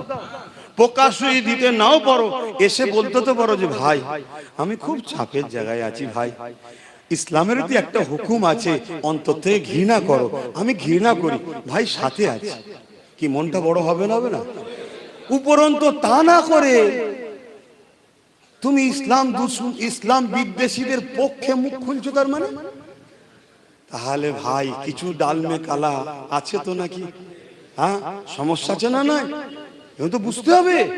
যদি আমার কওমকে, আমি আবার বলে যাচ্ছি, পুরো পৃথিবীর প্রকাশ্য দুশ্মনগুলো যদি এক জায়গায় হয়েও যায়, শুনছেন, আমেরিকা হোক, ফ্রান্স হোক, ব্রিটেন হোক, যারা ইসলামের দুশ্মন রাষ্ট্র আছে, তারা সবাই যদি এক জায়গায় হয়ে যায়, আমি আপনাদেরকে চ্যালেঞ্জ দিয়ে বলছি, আপনাদেরকে মিটাতে পারবে না। বলুন সুবহানাল্লাহ। রাসূল বলছে, আমার ভয় হচ্ছে আমার উম্মতকে একদল মুসলিম মুনাফিকরা বন্ধু সেজে থেকে আমার উম্মতকে না মিটিয়ে দেয়, পিঠে ছুরি মারে কাছের লোকেরা। কথা কি ভুল বললাম? এই মুনাফিকটা চেনার নমুনা কি? এই মুনাফিক চেনার নমুনা হলো এটাই, সে ধর্মের পক্ষে দাঁড়াবে না, ওজন ধর্ম বিদ্বেষীদের হয়ে লড়াই করবে। এক কথা শুনছেন? আর ধর্মের পক্ষে যদি কেউ কথা বলে, তখন বলবে ইরা বড় গুড়া, ইরা মৌলবি না কি সব বলে না। আরে বলবেন তো, কথা বুঝে আসছে নাকি? তার বিরুদ্ধে বলবেন কেন? এদেরকে মূলত রাখা হয়েছে। আমি আপনাদেরকে আরো একটু বলি, এই সুযোগে কারো অসুবিধা থেকে চলে যেতে পারেন ভাই। অনেক লোক আছে দেখবেন ভেজ পছন্দ করে, অনেক লোক আছে দেখবেন নন ভেজ পছন্দ করে, অনেক লোক আছে দেখবেন সফট মাইন্ডেড, অনেক লোক আছে দেখবেন হট মাইন্ডেড। তো বাজারে দুটো টিমই আছে। প্রকাশ্য দুশ্মন হচ্ছে হট মাইন্ডেড, মুসলিম সেদের মধ্যে বা মুসলিম সমাজ যারা সফট মাইন্ডেড, তাদেরকে ধরার জন্য কিছু মুনাফিক মুসলমান হট মাইন্ডের লোকেরাই নামিয়েছে। কথা বুঝে আসছে? কেন? যাতে করে নোটটাও আমার ঘরে আসে, খুচরোটাও আমার ঘরে আসে। বাজারে যদি দুটো দোকান থাকে, যে ভেজ পছন্দ করে ভেজ খাবে, যে নন ভেজ নন ভেজ, আর মালিক যদি একজনই হয়, দিনের শেষে পয়সাটা কে পাবে? ওদের সেন্টারে বসে আছে নন ভেজ, আর রাজ্যে ভেজ, মালিক একটাই নাগপুরে বসে আছে। কথা বুঝছেন না? বোঝেন না? এবার যদি বলেন এইসব কথা কেন বলছেন, আমি আবার বলছি, এরা উভয় মিলে আমার মসজিদ মাদ্রাসাকে মিটাতে চাইছে। মসজিদ মাদ্রাসা বাঁচাবার স্বার্থে নবীর দ্বীনের ঐতিহ্য এটা। ইসলামের পেহচান কি? মসজিদের মিনার। ইসলামের পেহচান কি? কোরআন পড়ছে মাদ্রাসায়। ইসলামের পেহচান কি? এই যে ঈদগাহ। ইসলামের পেহচান কি? ওই যে 700 800 900 বছর ধরে তোমার পূর্বপুরুষদের কবরগুলো, এখানে ইসলাম ছিল এতদিন ধরে, তাই তো নাকি? আজকে যদি 500 বছরের মসজিদ মিটে যায়, 500 বছরের মাদ্রাসা মিটে যায়, 500 বছরের কবরস্থান যদি মিটে যায়, তুই প্রমাণ করতে পারবে না 500 বছর আগে ইসলাম ছিল এখানে। তাহলে আগামী দিন তোমার আমার বাচ্চাদের কি দশা হবে? তোমরা যা করছো করে যাও। তোমরা গরিবকে দেবে না, নিজেরা লুটে পুটে খাবে, গরিব আর তোমরা বুঝে লেগে যাও। আমি ধর্ম সভায় এসে সব কিচ্ছু বলতে যাব না, কিন্তু তোমরা যখন রাজ ক্ষমতা দিয়ে আমার ধর্মের উপর আঘাত দেবে, একজন ধর্মগুরু হিসাবে, ধর্ম প্রচারক হিসাবে, ধর্মের গুরু ঘরের সন্তান হিসাবে আমার ইমানি দায়িত্ব জাতিকে জাগানো যে ইসলামের দুশ্মনের সাথ দেওয়া হারাম। সে প্রকাশ্য দুশ্মন হোক আর ছদ্মবেশী দুশ্মন হোক, কিন্তু রসুল বলেছেন প্রকাশ্য দুশ্মনের থেকে ছদ্মবেশী দুশ্মন বেশি ভয়ঙ্কর। তাই অনেকে বলে তুমি ওর বেলায় কম বলো, এর বেলায় বেশি বলো কেন? ওকে সবাই চেনে, একটা মুসলমান ওর সাথ দেবে না, ঠিক না বেটি? কিন্তু তোমাকে আপন মনে করে সাথ দেয়, আর তুমি বলছো ওয়াকাফ এখানে নয় ওখানে। তার মানে এটা একটা প্রশ্ন চিহ্ন তো নাকি? তাহলে সেই জায়গায় আমার মসজিদ, আমার মাদ্রাসা, আমার কবরস্থান, ঈদগাহ নিয়ে বলাতে যদি আপনাদেরও কারো কষ্ট হয় মাফ করবেন। আমি আপনাকে ভালোর জন্য বলছি, আপনি ইমানের ট্রিটমেন্ট করুন। জন্ডিস হয়েছে, কলেমায় রদ্দ কবুর পড়ুন, তওবা করুন, আল্লাহ আমাকে মাফ করেন, আমার মধ্যে এটা কেন হচ্ছে আল্লাহ? আমি তো আপনার পক্ষে, আপনার হাবিবের পক্ষে দাঁড়াতে পারছি না। যারা রাজ ক্ষমতা দিয়ে আমার দিন মিটাচ্ছেন তাদের পক্ষে চলে যাচ্ছি, আর দিনের জন্য একজন মৌলানা, একজন হুজুর, একটা ইমাম এসে যখন বলে তার কথা আমার ভালো লাগছে না কেন? আল্লাহ, এটা তোমার জন্ডিস এখানে হচ্ছে, তুমি ট্রিটমেন্ট করো তাড়াতাড়ি, না হয় তোমার হাসর খুব খারাপ হবে। এটা আমার দায়িত্ব, আপনাকে থরো করলাম। নেবেন কি নেবেন না আপনার ব্যাপার। নিতে পারলে আগামী দিন পাশে এলে যাবেন, না নিতে পারলে আগামী দিন কানে তুলে দিয়ে ঘুমাবেন। ক্লিয়ার কথা। তোমার নেতা এলে আমি যেমন যাই না, আমি এলে তুমি আসবে না। তোমার নেতা যা করছো তুমি শুনকে যাও, আমাদেরকে যারা মানে আমরা তাদের নিয়ে চলবো, আমরা শুনবো, ঠিক না বেঠে? আর যদি বলো যে না আমার পুলিশ আছে, আমার মিলিটারি আছে, আমার এই আছে ওই আছে, তোর যা আছে থাকবে, যা, তোর পরমাণু বোমাও থাকলে থাকতে পারে, আমাদের কিচ্ছু লাগবে না। আল্লাহু আকবারই যথেষ্ট। জোরে বলুন সুবহানাল্লাহ, আরো চিৎকার দিয়ে বলুন সুবহানাল্লাহ, একবার নারা দিয়ে বলুন আল্লাহু আকবার, হাত তুলে বলুন আল্লাহু আকবার, আল্লাহু আকবার, আল্লাহু আকবার, আল্লাহু আকবার, আল্লাহু আকবার, আল্লাহু আকবার, আল্লাহু আকবার, আল্লাহু আকবার। ইয়া নবী সালাম, ইয়া রাসূল,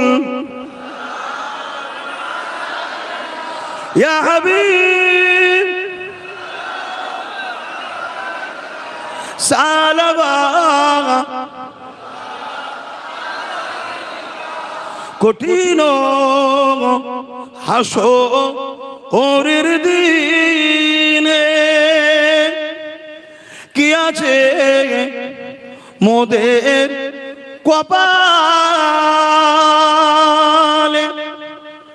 গুনাহগার উম্মাহ আত আপনার লইবেন সঙ্গে মাহশরে। নবী সালাম, ইয়া রাসূল, ইয়া হাবিব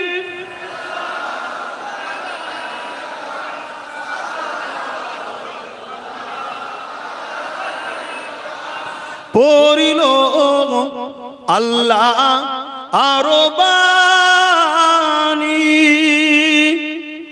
বহালো দুঃখে এ রজনী, হইল জগৎ অনুরানী, আমিনার নয়নের মনি। নবী সালাম, ইয়া রাসূল, ইয়া হাবিব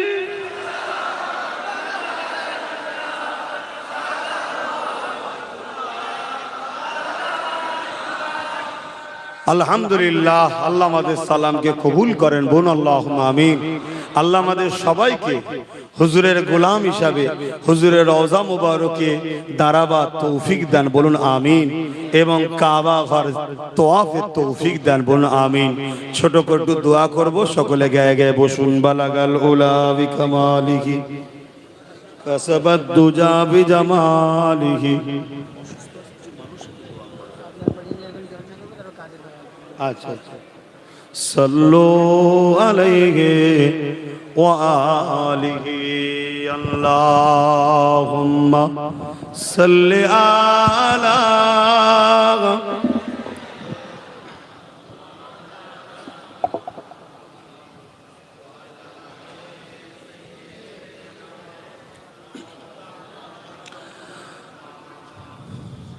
फलक के नजारों ज़मीं के बहारों खुशी सब मनाओ हुजूर आ गए हैं। सब मिल के पढ़िए, हुजूर आ गए हैं, हुजूर आ गए हैं, हुजूर आ गए हैं, हुजूर आ गए हैं। उठो गम के मारो चलो बेसहारो खबर ए सुनाओ हुजूर आ गए हैं, हुजूर आ गए हैं, हुजूर आ गए हैं, हुजूर आ गए हैं, हुजूर आ गए हैं। এখানে হুজুর বলতে আমার নবী, নবী এসে গেছেন। কে? 12 রবিউল আউয়াল সোমবার শুভে সাদেকে আগে এসে গেছে। আনোখা নিরালা ও জিসানায়া, अनोखा निराला ओ जीसान आया, सारे नबियों का सुल्तान आया। बोलुन सुभान अल्लाह। আমার নবী যত নবী আছে সবার সুলতান, জোরে বলুন সুবহান আল্লাহ। এগুলো কি আমাদের জন্য খুশির বিষয় নয়? হ্যাঁ, ইনশাআল্লাহ আমরা জান্নাতে যাব, বলুন ইনশাআল্লাহ। হ্যাঁ, বাপের সঙ্গে সন্তান যদি ঠিকভাবে কথা নাও শোনে, ভুল যদি করে ফেলে, বাপ কিন্তু রাগমুখ করে, কিন্তু তাড়িয়ে দেয় না। কিন্তু সন্তান যদি বাপের দুশ্মন হয়ে যায়, সে বাপ কিন্তু আর রাখে না। এখানে বুঝাবার জন্য বলেছি। আমরা হয়তো শরিয়াতের অনেক কথা মেনে চলতে পারিনি, আমাদের ছেলেদের অনেক ভুল আছে, আল্লাহ আমাদেরকে ক্ষমা করেন, বলুন আল্লাহুম্মা আমিন। কিন্তু আমরা নবীর দিনের দুশ্মন নয়, তাই তো নাকি? নবীর দিনের দুশ্মন নয়। আশা করা যায় আল্লাহ তার হাবিবের খাতিরে আমাদেরকে তওবা করার সুযোগ দেন, মাফ করিয়ে দেন এবং ভালো হওয়ার তৌফিকও দেন, বলুন আল্লাহুম্মা আমিন। তো যাক ভাই, রোজ গরমে ঘেমে যাচ্ছি আর হাওয়াতে শুকছে, কথা বলতে খুব কষ্ট হচ্ছে। যাক, আমার ভাই পীরজাদা আব্দুল কাদের সিদ্দিকী আল কোরাইশি তিনি আছেন, আলোচনা করবেন। আমি একটু ছোট করে দোয়া, তারপরে আমাদের মৌলানা সাহেব ভাই, আপনার বাড়ি এখানে, আপনাদেরই প্রতিবেশী এলাকার ভাই, তিনি দু কথা একটু তাবারুক হিসাবে শরীক হবে হুজুরের মিলাদে। আল্লাহ তাকেও হুজুরের কথা বলা